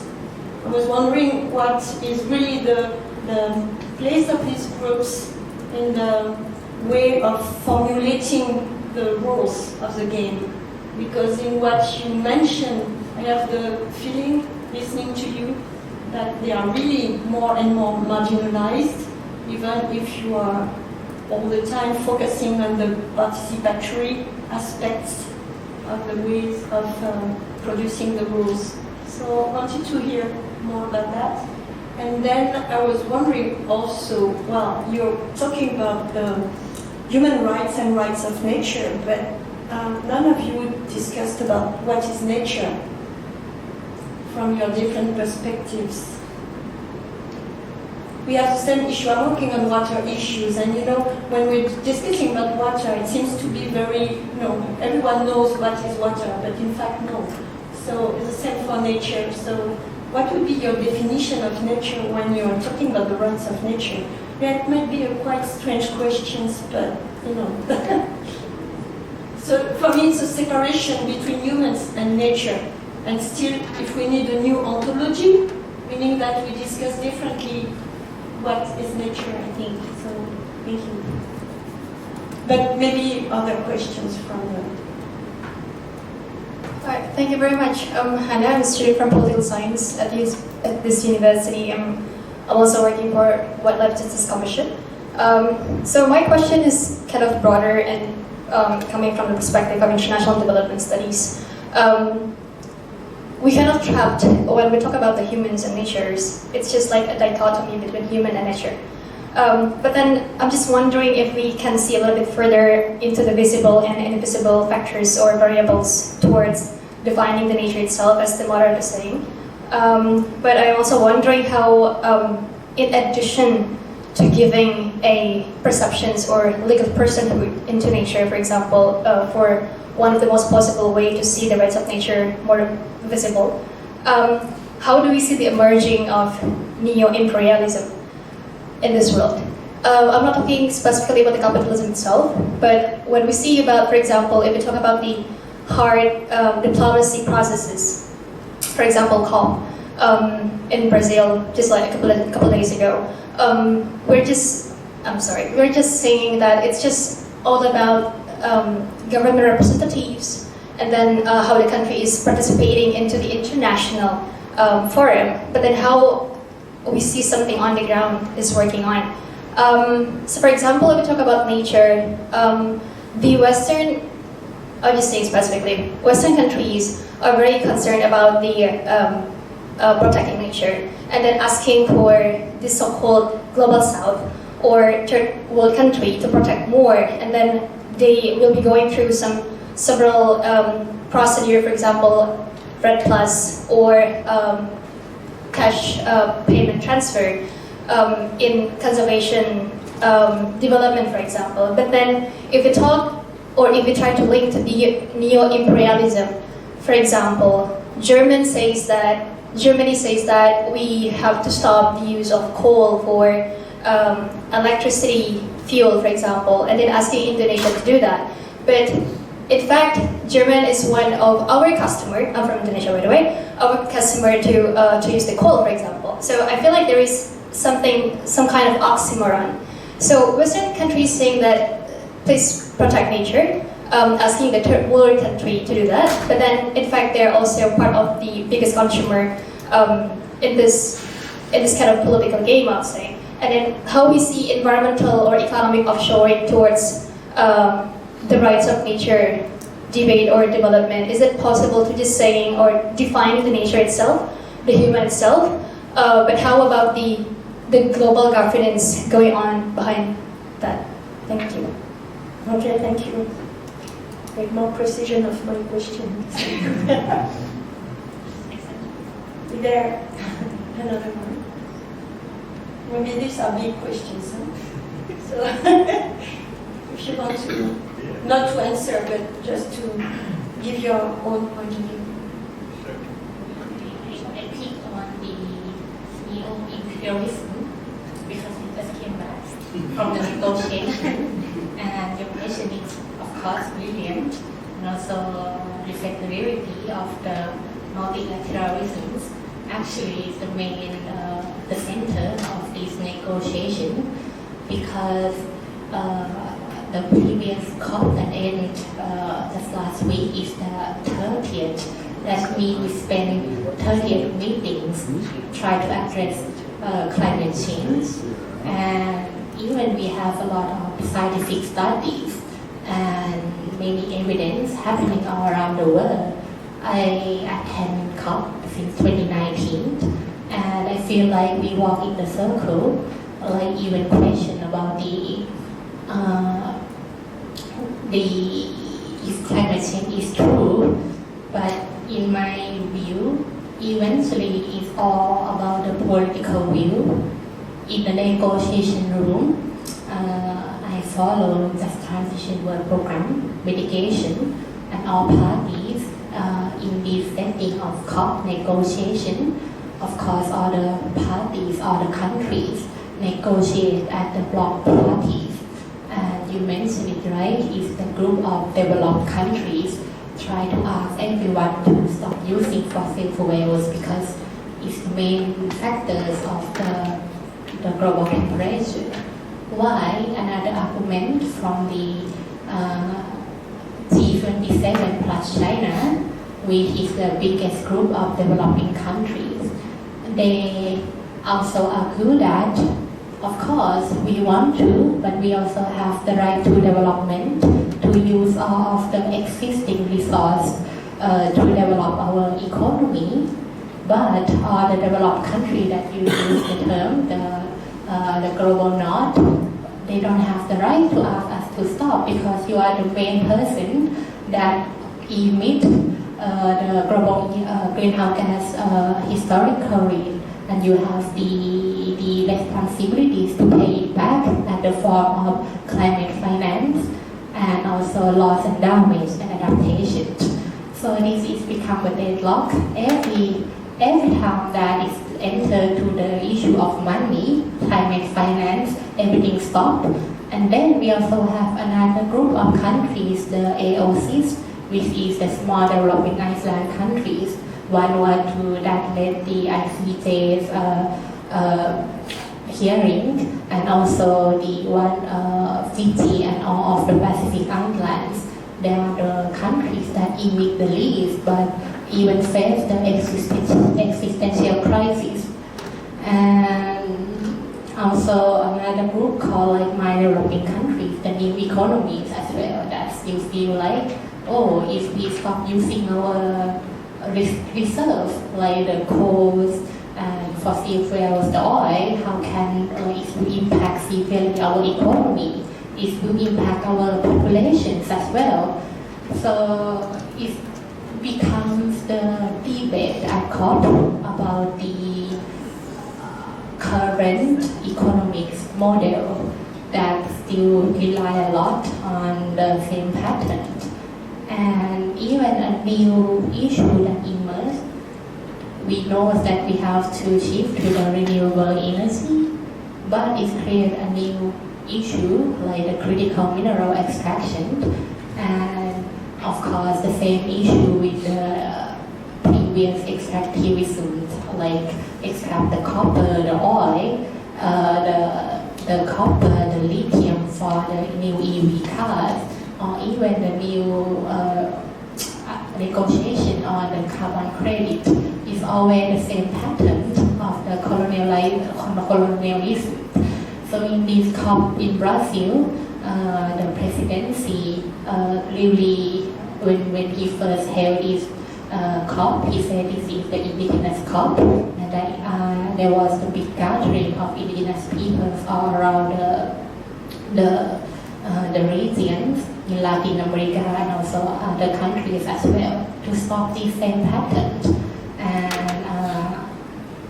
And so eventually, I feel like it's the political will that is the most difficult when we talk about how we can really rely on the multilateralism.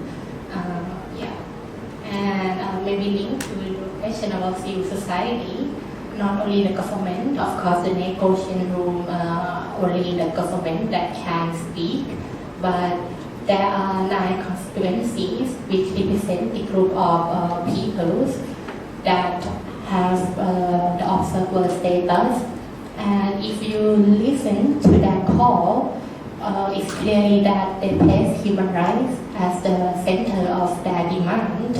And they always said no climate justice without human rights. And it's very fascinating.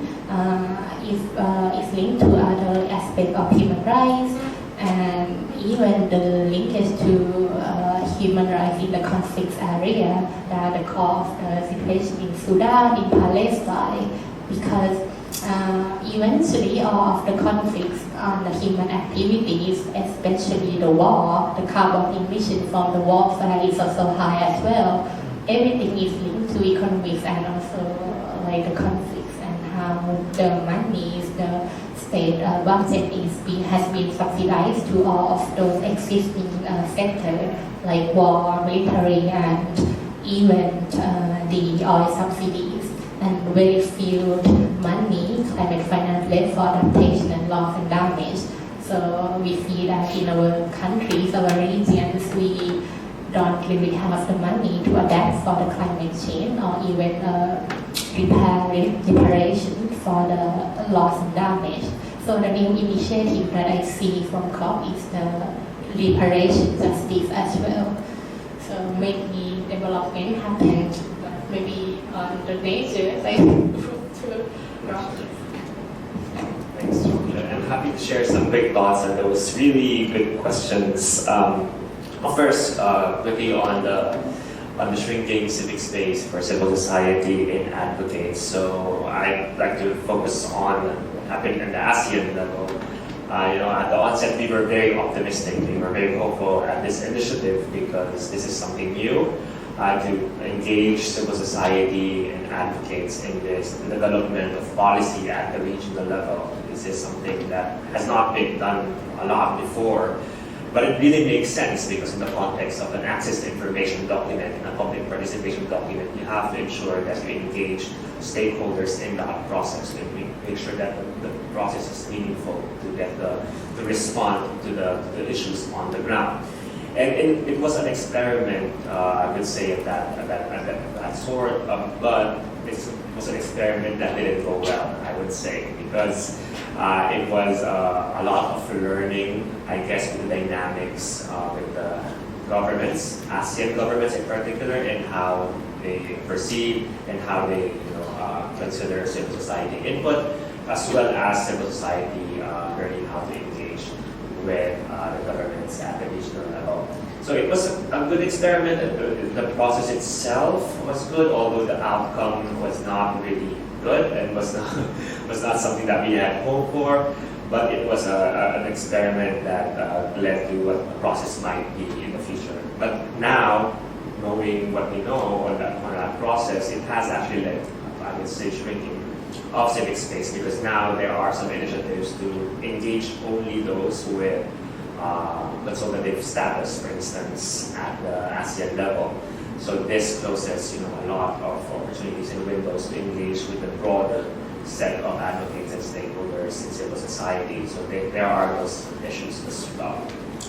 So that's for the public participation. Just quickly on the definition of nature. Now, I refer to the academics on what might be, a good definition for nature in the context of, filing cases and rights of nature. But from a legal perspective, especially as a lawyer in the Philippines, where we have dealt somehow with the rights of nature, I would say that it also depends on in the jurisdiction and how you would define it, right? So, for example, for us in the Supreme Court of the Philippines, we have cases. I was involved with the resident marine mammals or whales and dolphins case, where the Supreme Court did not have to define what the nature is or what entities might be included in this case, because our rules and our legal framework is broad enough to ensure that anyone can file cases on behalf of nature. So as towards not giving legal personhood to those entities, to the mountains, or whales and dolphins, but because our legal framework was broad enough, it could provide, it provides the standing to any person as legal stewards, because any one of us is a stakeholder for nature and the environment. So it changes, it varies per jurisdiction, and I think it would be quite difficult to have, a specific, definition. It would depend on the context of each country. And last one, maybe just with some quick thoughts on neo-colonialism. I've also been quite heavily involved in the plastics negotiations, which I would say is a proxy to the climate negotiations. A lot of similar dynamics with the oil and the fuel lobby. And a thing that struck me, especially in the last negotiation round where everything broke down, was that there was quite a change in dynamics in how developed and developing countries are negotiating now. And I think it goes to also the power dynamics, especially with the difference, especially with the West and how they are now blatantly, and they're not really, I would say, for example, the US now, they have drawn the lines on what they want and what they don't want, and obviously the nature and environment is not one of those priorities now, and it's now more apparent. And with this vacuum, I would say, the West used to have, other countries have now come in, and developing countries have now come in, and what struck me the most was like countries like the BRICS countries, particularly China, has also made some strong pronouncements towards, more progressive, I would say, and I would say that more like on the nature side.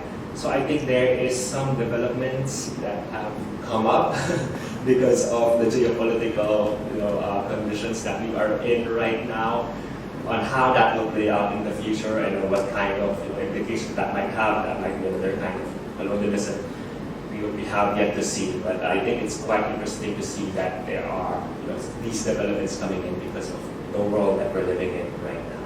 So yeah.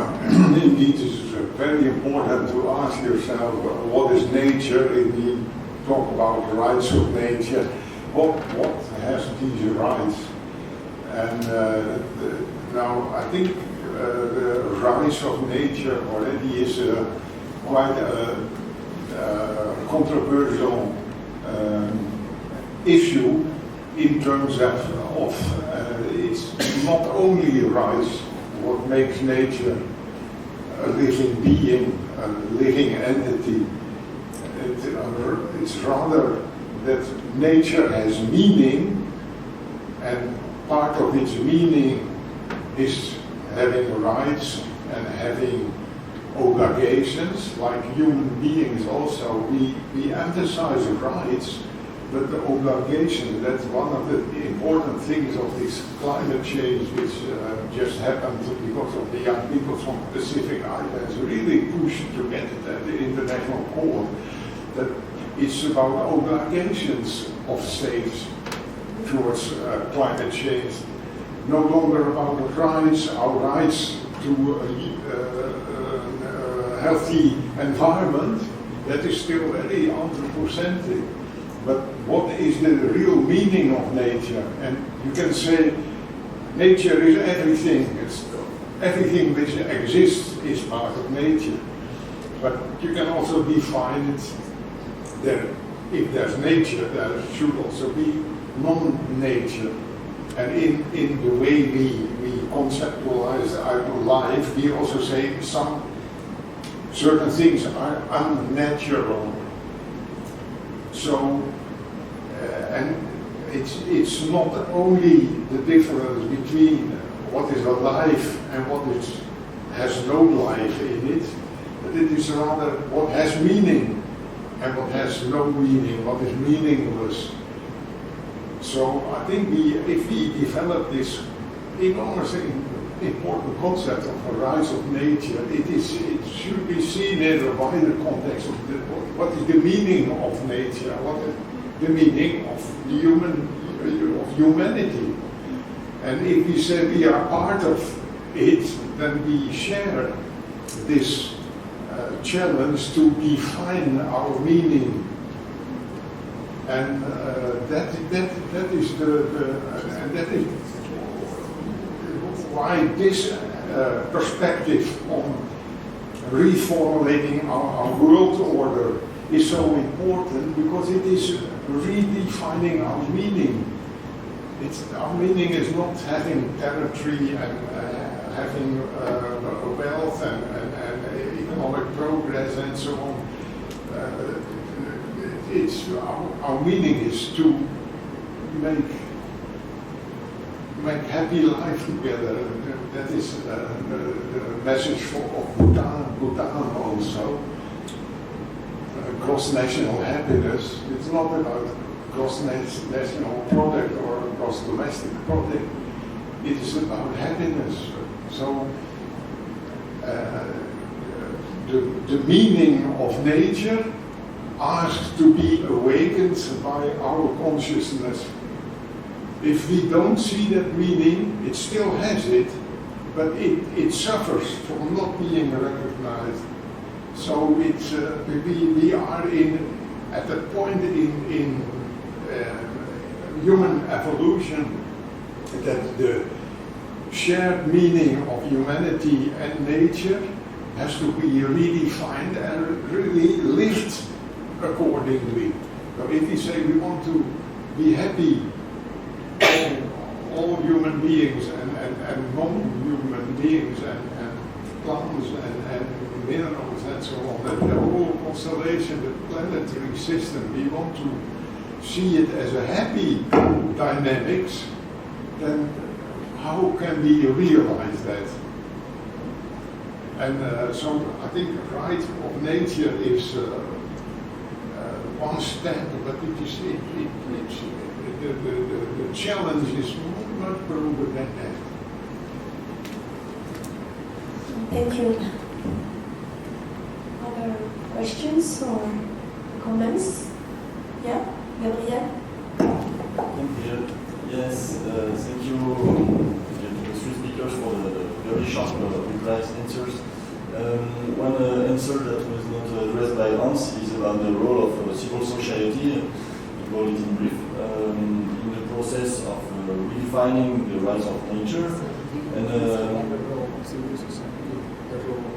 yes, and if I understand well, you have yourself a long experience of engagement toward different populations. Could you tell us a bit more about your particular experience?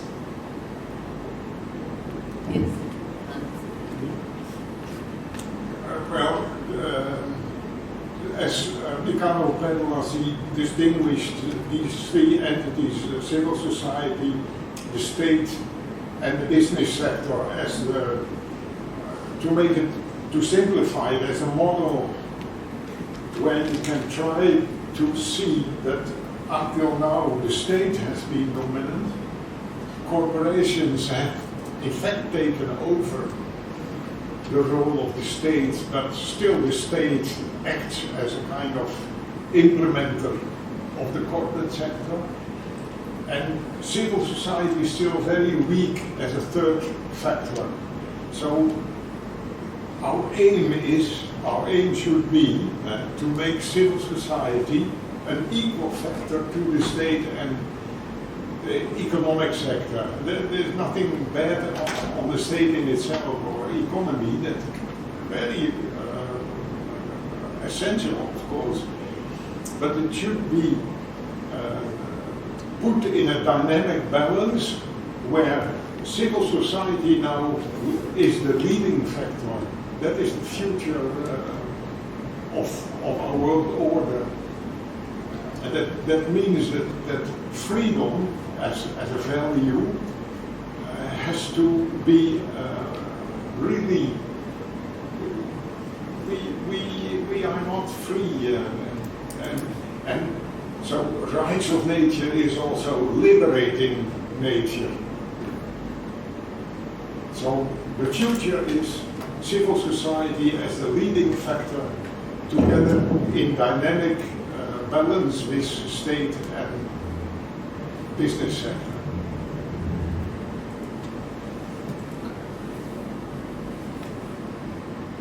Okay, I don't know if there are some more questions.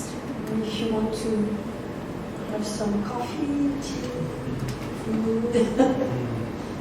Okay, so maybe we are almost on time. So maybe until 11:30, right? 10 minutes break, and then the discussion groups, working groups. Thank you.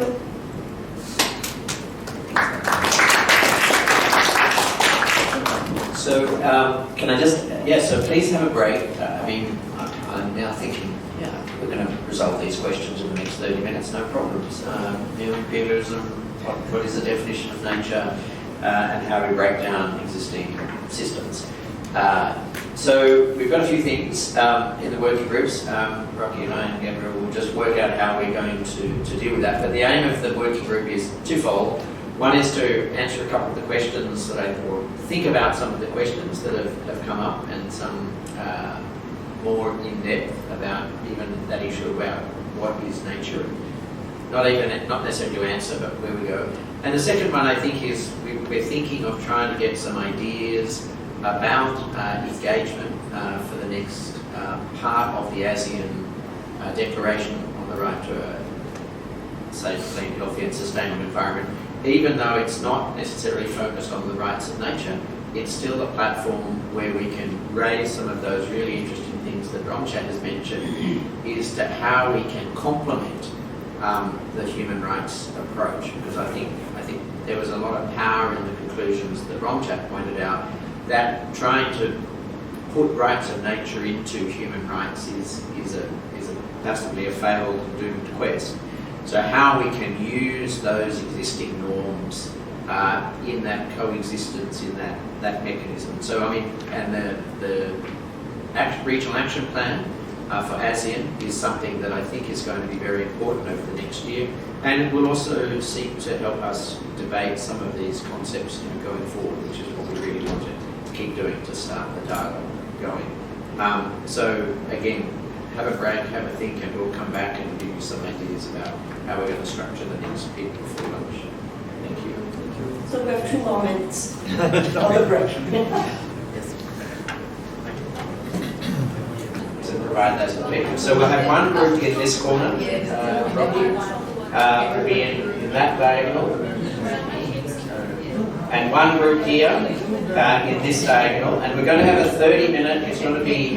We're going to ask for a couple, 2 or 3 ideas for some of the law and policy research. So, and I think the 3 things we're looking at probably is thinking about this idea of defining nature, or this idea and thinking about some of the ideas of how we can move that discussion forward. Because I think that's what we won't have answers today, but it's about how we can move the discussion forward about this idea of rights of nature. Because I know that there are non-lawyers and lawyers, so it's not about, but it's about how can we move this discussion. And also not just in Southeast Asia, but internationally. The second outcome is we're also interested in thinking about people's engagement and how people would like to be engaged with this regional action plan. Romchat was mentioning that Ajahn Khan, who is the Thai representative to the ASEAN Intergovernmental Commission on Human Rights, who's taken over, he's actually very committed to stakeholder engagement during the regional action plan. So that's very, very important, I think, going forward. And the third idea is just also thinking about broader than how we define nature, but is there something that we can work on in terms of rights of nature from a policy or law perspective? Again, just some ideas that we can then put out in a discussion paper or something to start this process next year. So what I was going to suggest is we come down this side and we can have our Bhutanese friends, because they're not necessarily part of ASEAN, but they're well connected with the rights of nature. And then Rocky will sort of lead a little bit of a discussion. Again, the idea is 3 or 4 points that we can then use to continue the discussion in law and policy. And if anyone's interested in raising the issue of elephants, they can talk to me or raise it as well. And then we'll have our lunch break, and then after that we'll be going more into the other forms of research that we might need to support some of the discussions for today. Okay, so can I ask everyone here just to come down, bring your chairs down very casually, and otherwise the others can go up to the Philippines and Indonesia. So anyway, but I just take advantage of the young master's students in law to provide some ideas and thoughts. So we've got about 30 minutes, but any ideas, just thoughts, so the idea is perhaps not so much. Yes? About the concept of nature, I think it's a construct, a Western construct of nature. It comes from a naturalist opposing nature to culture.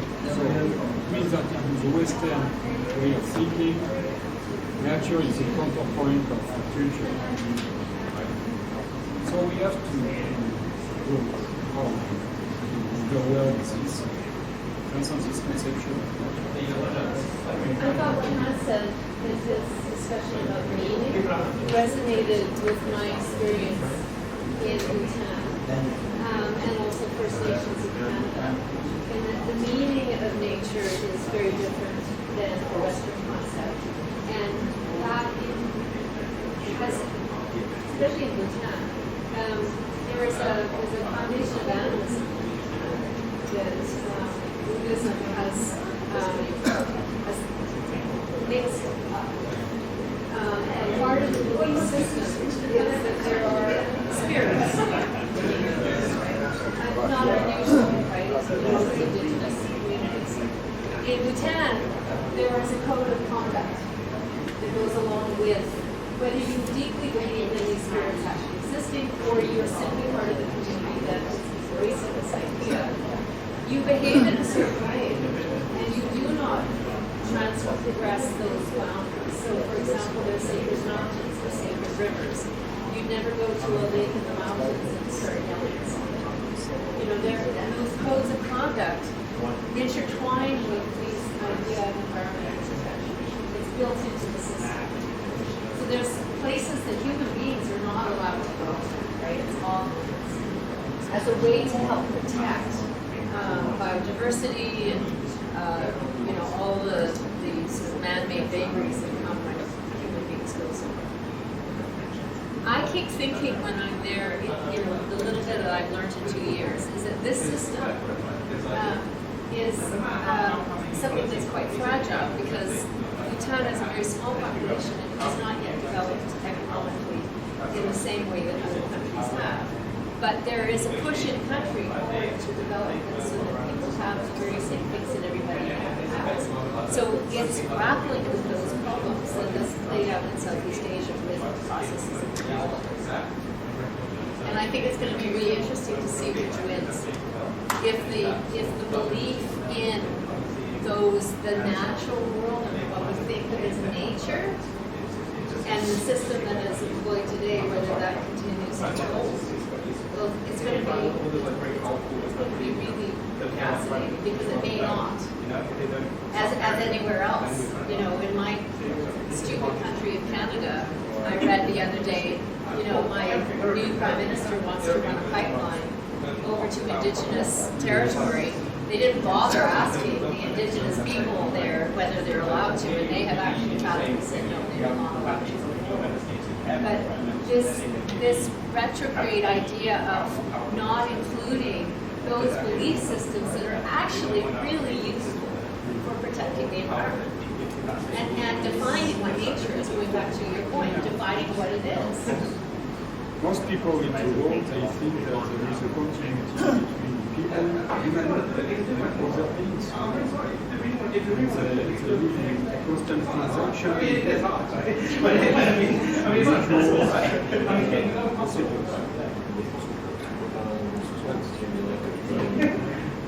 would like to add something because me, I'm a biologist and geologist, and as a teacher, we don't use the word nature for more than 10 years now because we consider that it's a trap word. The concept of nature, if you are with a student at school, they will tell you that the tree in the street is nature, when it's not at all, if you consider that it has been made, put here by the human hand.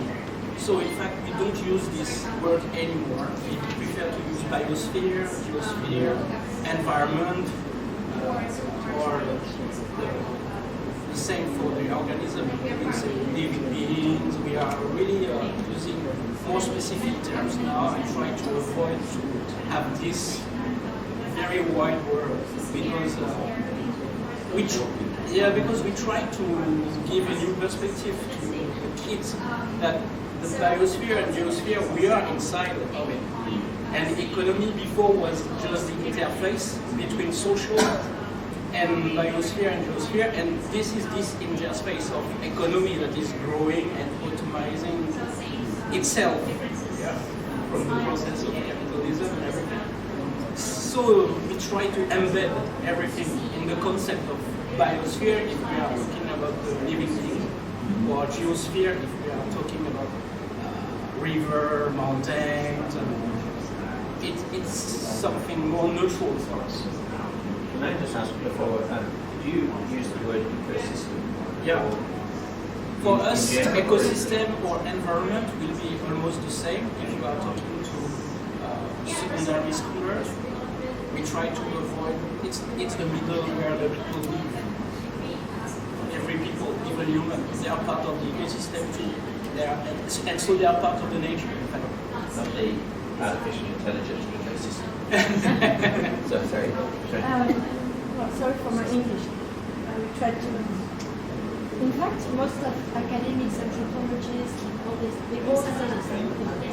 This connection between human and nature in many, many different societies is very strong.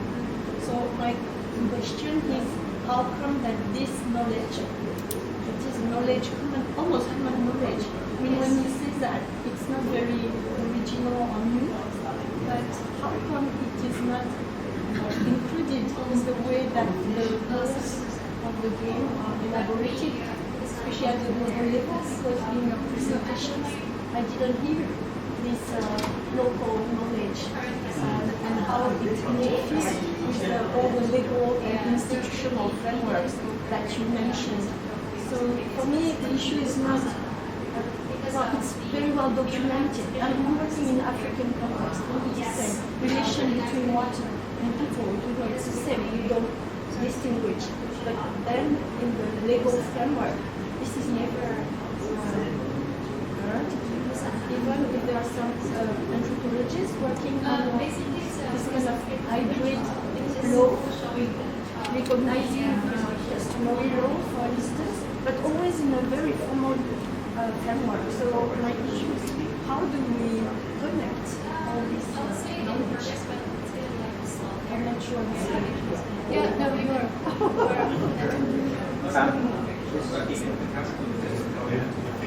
The definition of nature is depending what you want to do. So if maybe from the social side, you may define nature and together. You say nature is what is sustaining the human development. Probably very rough definition. But on the ecological side, so if you disconnect nature right to human right, you will probably go even a bit more on the side of biosphere, things like this. And to say nature is the pristine ecosystems, this is real life for me. So like this you completely disconnect the two sides. And I think that the issue from the law side is we like to write things down. And when you asked about Indigenous people, the challenge has always been that customary law is seen as lesser than code law or statute law or constitutional law. To Indigenous groups, they say, no, this is our law. And that I think is interesting how you can structure that. But also when you say this is not new, for the scientists maybe it's not new, but for many lawyers, biosphere, geosphere, ecosystem, environment, these are words that can be defined, and if we don't define them, we don't know what's happening. So I take from that one key issue is actually we need more discussion from the experts, from the scientists, about what is a right word if nature has that construct. It's not, sorry, but it's more about local knowledge. It's not scientists. It's just to make visible this knowledge, which is not the scientist's knowledge. Yeah. Because if not, it's always a story about academics who know the right words, but all the people they have their own words, and the problem is that we don't listen to them. Or we listen, but we don't do anything. Yeah. I think there's something true because there is many studies from academics now showing that in fact many ecosystems fail, collapse, because we suppress the rights of the indigenous to hunt or to plant some trees or some vegetables in their land, and in fact these humans, their activity was totally part of the ecosystem the way it was working for hundreds or thousands of years. So it shows that if you are taking out this information or this form of knowledge, the ecosystem is not working anymore. It's collapsing the system that they built. Because they are living in it, they are part of the network of this ecosystem, they are in it. And I think it's this. Probably the work of academics should be to show the specific role of these indigenous people where they are in a very specific environment, because we're talking about very specific words. So you need to define what is this ecosystem is exactly, or this ecological niche is exactly. Where are they living in? And if you are able to do that with sociologists, anthropologists, ecologists, to make the three elements talking together, then it's easier after to show that these people, they have a very important role in this ecosystem. They be part of this construction. Yes. I find it interesting the language of the law expert speaks about legal personality, legal personhood.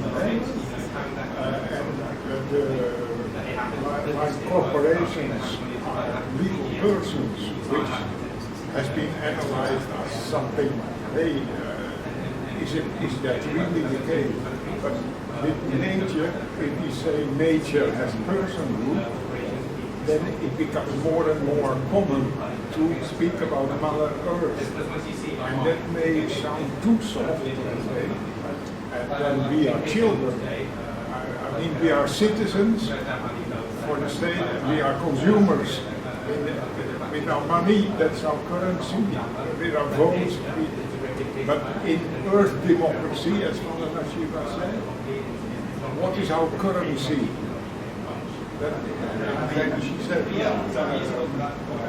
grain, bread, water, that's our currency for Earth democracy. So that is a role which we have to still define. Or maybe go back to ancient culture, but then we have to renew it and make this understanding of nature as a person, make it part of our modern understanding and our modern frameworks, including law.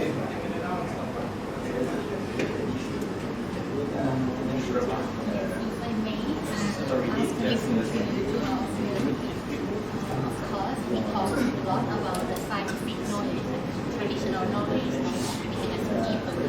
I see that what is important is how to find policies, right? Because we need policies that are informed by scientific knowledge and traditional knowledge. That's why I see the attempt of helping with intergovernmental like organizations like IGCC and events or even the organ like the pesticide policy panel on chemicals. And I know that there are in the recent year there are the attempt to have indigenous people caucus inside of the scientific knowledge, and there are more acceptance that is not only the Western definition of scientific knowledge that govern or inform the policy making anymore. Last year I attended IPCC AR7 expert meeting, and of course it used to be traditionally the only scientists, right? The hard, difficult physics scientists, but I see that there are attempt at a discussion to include experts from social science as well, and even the social scientists that work in ITs.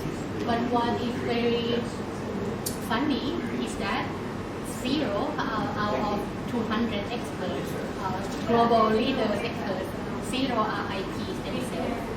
So that's why if there are a flaw in the system and effect on political issues as well, right? The participation of the real people, of the indigenous people. So yeah, I agree with that. That we need to give the science, traditional knowledge, and also the policies, and also law, of course. I absolutely agree with you, and I think one way of framing it is that the impacts of climate change and adaptation, it will be an indigenous traditional knowledge that has to go hand in hand, because the people, the local people that are living it, they are actually the best people to find out what's going to be successful to cope with.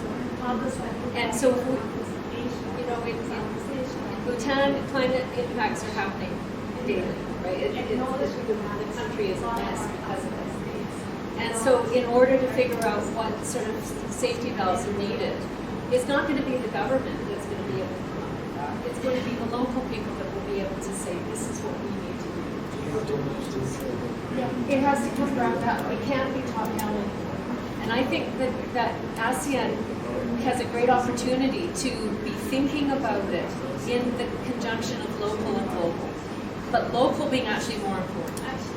So this was is following on from that, is that question when you talk about local knowledge, that, you know, from the lawyer in me, that seems to indicate, is it local as in regional biosphere? Is it countrywide? Is it a country like Japan? How localized is that knowledge? Is it in terms of being visible about local knowledge? Because clearly that means communities on one side of the Gulf of Thailand will have a different response to the other in Myanmar or in Laos. So That's why it's difficult, because it's very complex related ecosystems. The problem of legal law at the global level, I think what you presented is needs to be more abstract, global. The reality is, in fact, micro territories, and how these territories are shaped by these environmental governance rules. But this is the most important issue for me. So the issue is how you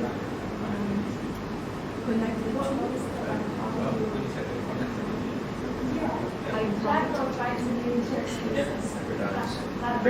Because I think that's also one, lawyers, we draft laws at a state level or a nation level, which is one of the challenges. We go back to nationhood, and yet obviously from an environmental nature or for environmental biosphere, that can be quite localized, but or globalized, and everything. I think that also nature will like doesn't care about political border. The problem is that the human organization is depending very much on social organization, policies of communities. So the problem is that if you don't always make the dialogue on global or local scale to global scale, you cannot achieve good policies on nature. So that's very, very important that people communicate together, because even if you give the right to indigenous people to hunt, for instance, maybe they will decimate the bird because the bird has been decimating the bird and the bird. And not only is that right, but they have duties. And the duties are increasing because the pressure at the global scale is more important. So this is good when they can be incorporated into the system of protecting nature, but this is bad when they are accelerating the process of nature destruction. I think it's important because ecology is a dynamic process, evolution is a dynamic process, and it means that the migration is a dynamic process, and the people, they will move in their territory, or what you can call a territory, with very blurry borders. So in fact, it needs to be an interactive discussion all the time. It needs to be dynamic too. If you want to create a law, you need to make this law with a kind of and you need to go back very often to see the government, and the government need to send back sensors, people who can come and talk to the community to know, are you okay for the moment, will you move? I think this is this kind of treatment of the situation that needs to be put inside the text.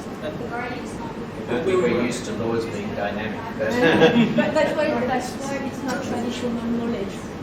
We insist to avoid this word traditional, because traditional, it's like if it's something very, it doesn't move. But there, in fact, all these relationships are moving, getting transformed, because everything is transformed. Plants are, right? It's not just humans that are moving, right? We're losing species and other species are moving in. So. Okay, so we've got a few more minutes. Yeah, please.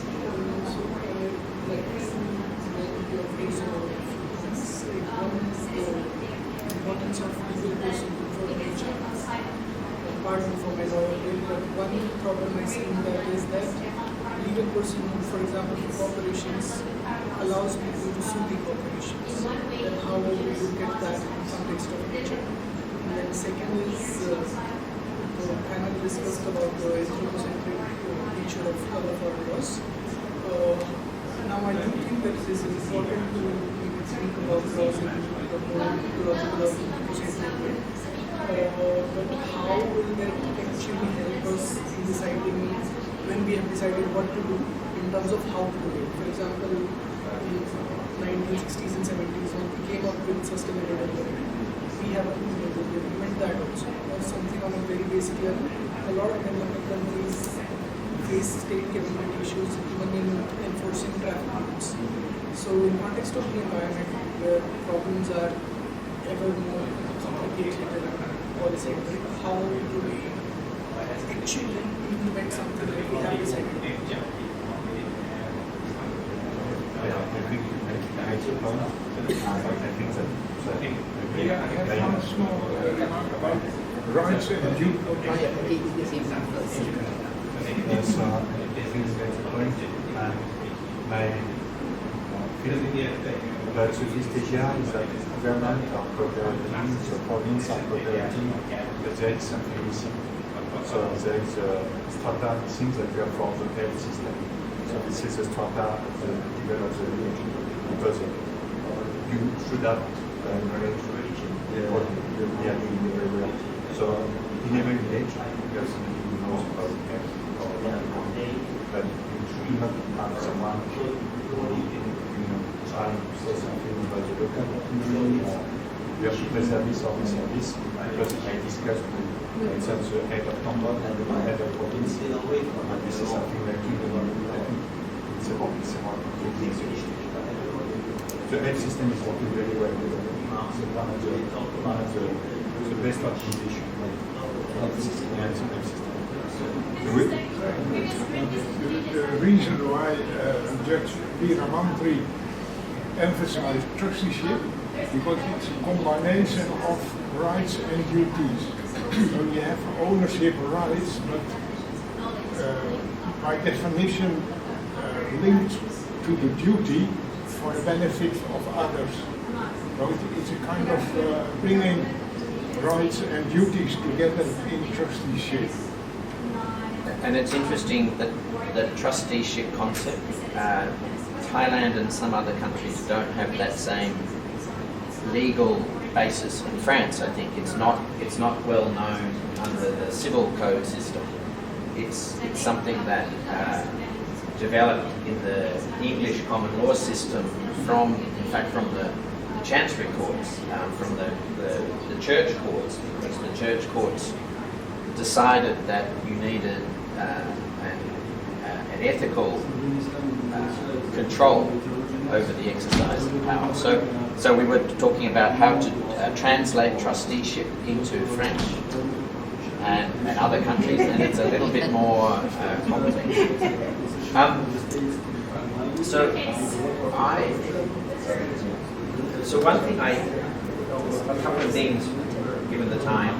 Now we know how ambitious we were, but and one of the challenges, as Romchat pointed out, in ASEAN, is that there is a lack of legal recognition for Indigenous people, which I think everyone here has said that local knowledge, whether it's Indigenous knowledge or long-term understanding of the system, is not well recognised. And maybe this is also a way we can reframe stakeholder engagement for the next thing, by not focusing just on Indigenous people, but recognising knowledge or understanding or ecosystem approaches that we put. Sorry, I think it's interesting what you are saying, because it will make the link with the duty and rights.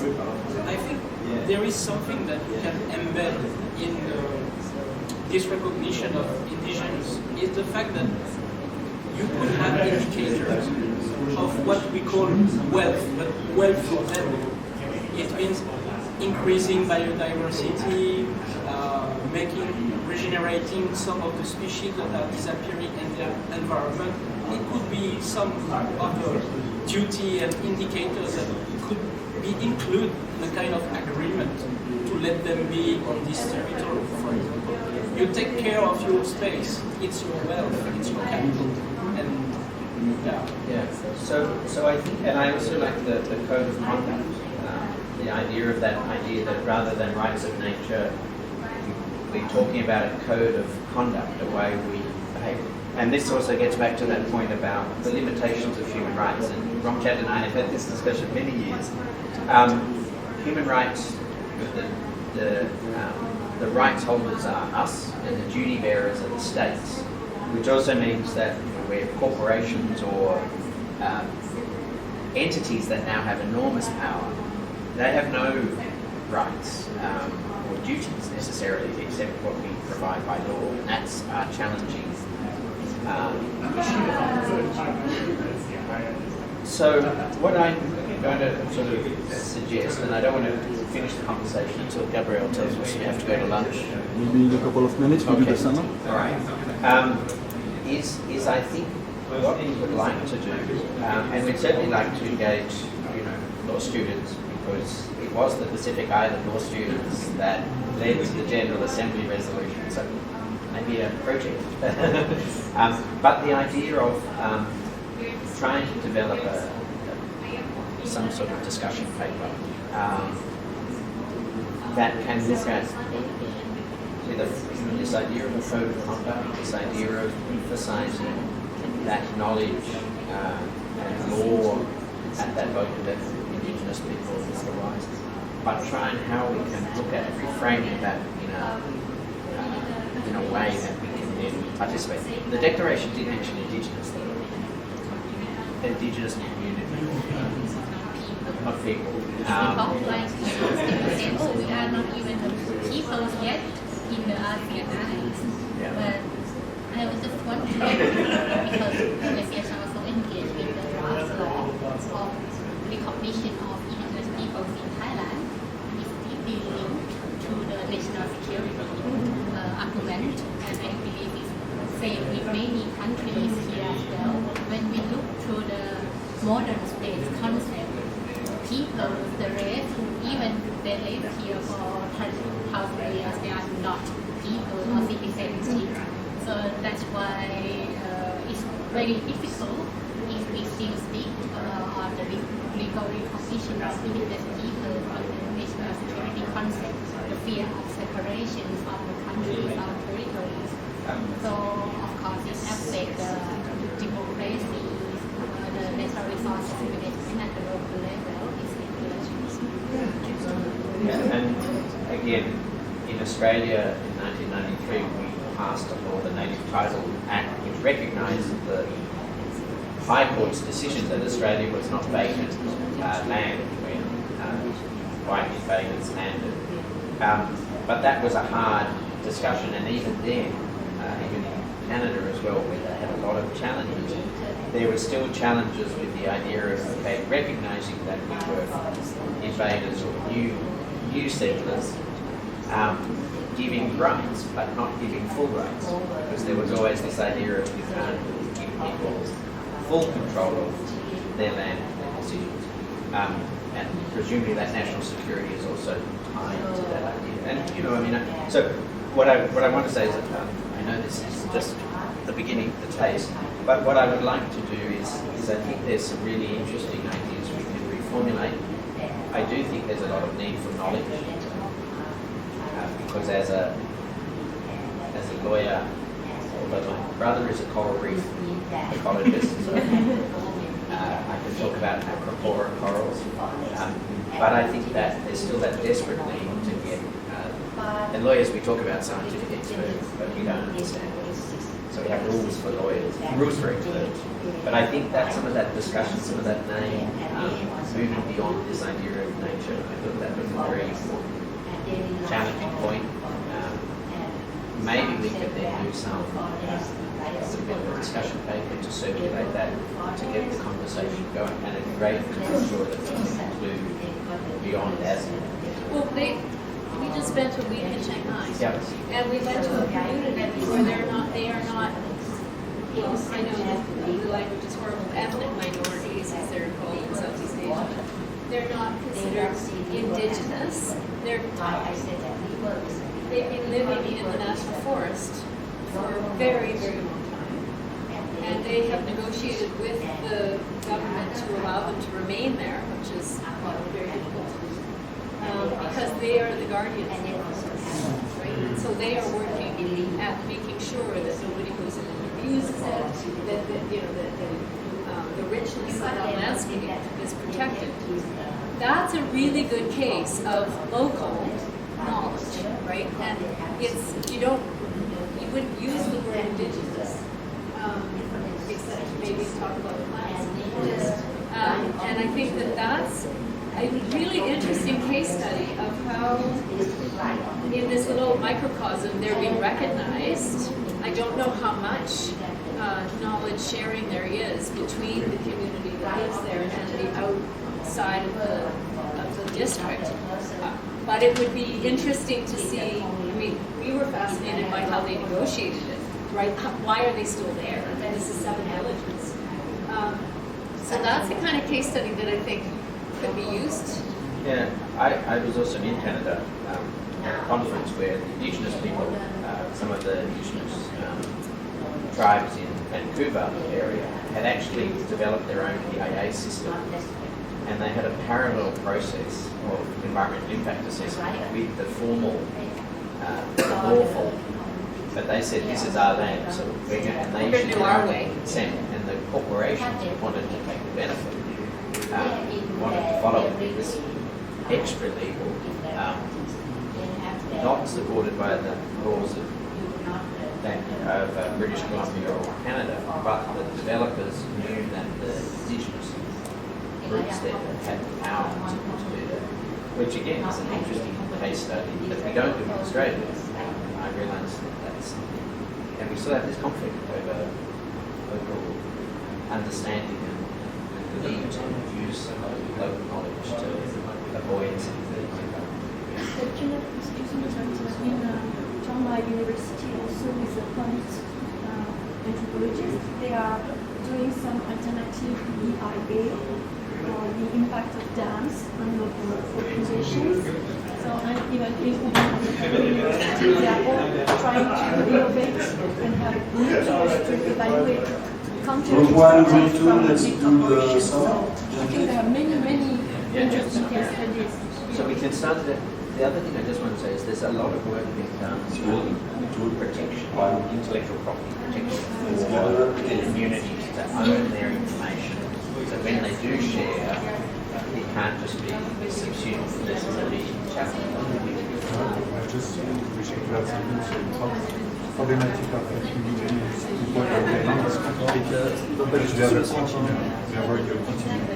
So you have a multiplicity of groups. Some that are participating, let's say, in the nation, maybe some who are particularly isolated. So you cannot compare many people living in the tribe in northern Thailand because they do not achieve the same relationship with the central power. The rules play very important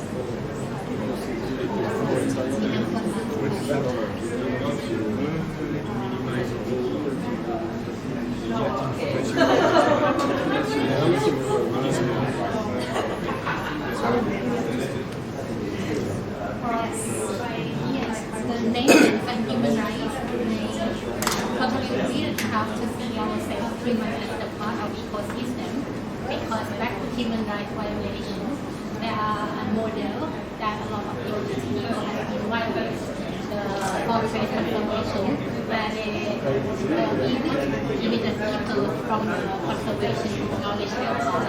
This is another example of even the case in Taiwan for the climate change because the local communities are investing national parks, so we have to balance it.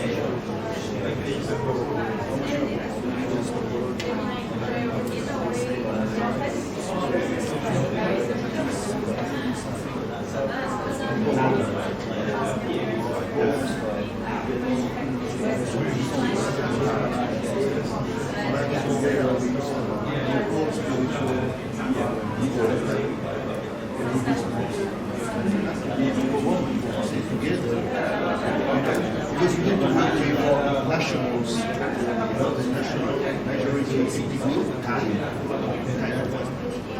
get keep within the work together with ethnic minority groups, power. Together, you cannot say, oh, this kind of the voice of ethnic is stronger and we have kind of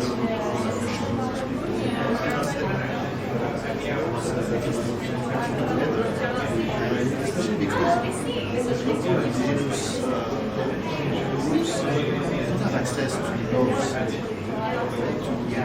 courts, to knowledge, scientific knowledge, administrative knowledge, and to defend themselves. Positive to this point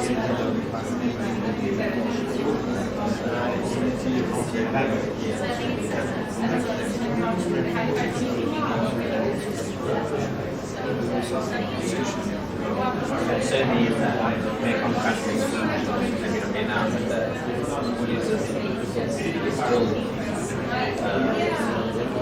a structure in place.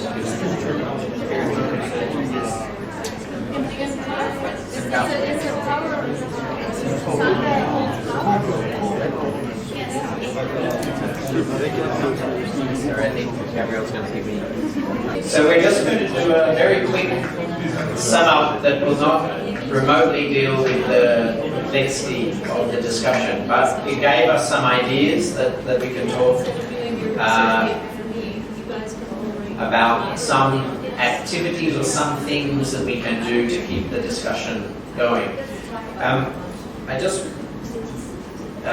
so very quickly, want to say that this was clearly an extremely ambitious concept, for which we thank IRASEC for doing, ambitious things. And I remember, I think, when the Global Pact on the Environment was developed and supported in particular by President Macron, it was very ambitious,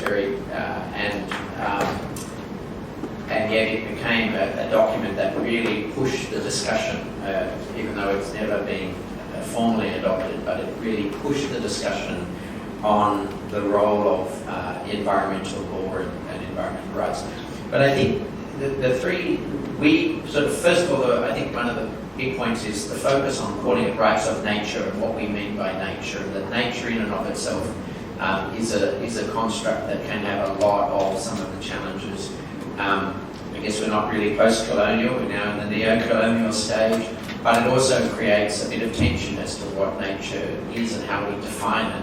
The challenge, of course, what lawyers do is lawyers have to, we need definitions. They're very important things that lawyers work with.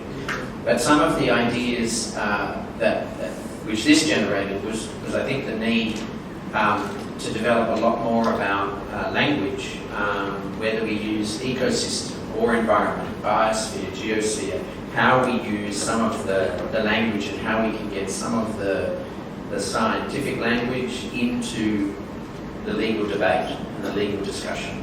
We thought that might be quite a really interesting thing, educating the lawyers who are writing about this, giving them more knowledge.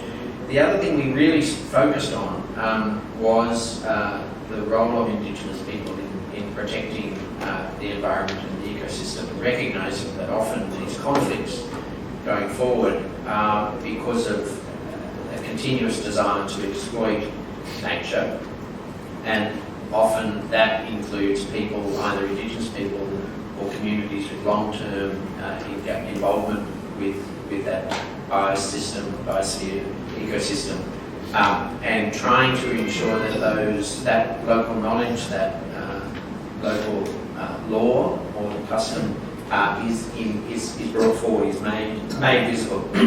And the challenge from bringing that from a local level into the national and the international. But that was something that we really sort of focused on in some ways by default, which I think is still very powerful.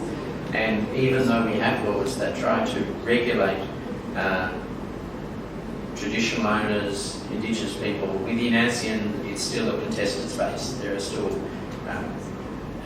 many countries don't and will not accept, whether it's from a national security perspective or a political perspective, they won't accept Indigenous people as a term that can be used. And we realised that that might be something that we can work on, but also thinking about what that meant, flipping it around in terms of ecosystem protection or environmental protection. There were a lot of other really interesting discussions also in terms of who are the key stakeholders, how we can still build and incorporate their engagement within activity. I hope that people were happy that we could keep working on this within the context of the plan of action, which will be for ASEAN. But I also think there's a lot that we can do through talking about these regional declarations within South Asia, in particular in India, Bhutan, Nepal, that are undergoing this development transformational challenge. And I remember when India was the global leader on environment and social justice and environmental justice, and that, of course, has now changed. That India is now very much one of the key players in reducing its environmental protection, massively increasing its greenhouse gas emissions, and becoming a challenge for us to work with. But I think that was also something that was pointed out, that as the right to development happens, then we really have to still work out how we can, that's still the challenge, how we can coexist with ensuring that there is protection of the environment. So we had some things to do. I suggested perhaps the first thing would be to bring those together for a short little discussion paper that can keep the discussion going, keep some of these ideas, and make sure we think about that in the context of some of the law and policy debates, in particular the action plan that's happening in ASEAN. Sure. Thanks, Matthew. I won't. First, thank you for the group for the very insightful discussions. We had a lot of discussions on the rights of nature, the prospects in terms of policy and governance. I won't attempt to summarize them because there was so much depth in the conversation, but I maybe draw attention to a number of key points. 3 key points before we break the most important part of the program, which is lunch. And the 3 points I would like to say that is first the importance of framing, especially in the governance side, as well as definitions, especially because there are the narrative that is somehow the dominant narrative in many Southeast Asian countries in particular, where there is a premium, where there is a priority on ensuring that there will be economic benefits to nature. And I think it's important to have a difference or a shift in framing that economics will not work if the nature is not there. So that's where the rights of nature conversation should come in as well. So it's important to have that discussion and framing, as well as governance frameworks and definitions to ensure that the nature is recognized for what it is and what it provides for society and economy. Now, the second one is on the indigenous peoples and the frameworks, institutions that they already have, and how that should be recognized, because they in themselves, they already practice the tenets of rights of nature in the first place in their daily ways of living. And sometimes that's not recognized enough because the governments may not recognize that these are things that could be adopted at the legal level, institutionalized maybe at the national level, because it's more place-based or site-specific. But in reality, it works because they are the ones who deal with nature and they have the connection with nature. So we can scale up and recognize all these practices and traditional knowledge to ensure that nature is protected, because we already have institutional mechanisms in place we could also look at. And also the concept of having guardians, that's also being practiced by a lot of traditional communities. This is something missing in many legal frameworks, especially in filing cases on behalf of nature. So this might be something that could be discussed further because we can look at other examples from other jurisdictions, but as well as indigenous peoples. And the last point at the regional level, and what could be a potential entry point, there was the recognition that because of so many challenges at the regional level for all these regional norms on human rights and environment, it might be difficult to integrate rights of nature in the already messy conversation. But there is also an entry point, for example, for elephants, the Declaration for Elephants, for instance, because elephants, for instance, hold a historical and cultural significance to many people in Southeast Asia across all the countries. So this might be something that we can start as an initial entry point to this discussion, with the recognition that it will be a long playing game to discuss the rights of nature at the regional level, but at least we have that entry point to look at the regional level. So I'll end there, and I'd like to say thank you to my group for such an awesome discussion. So yeah, thank you very much.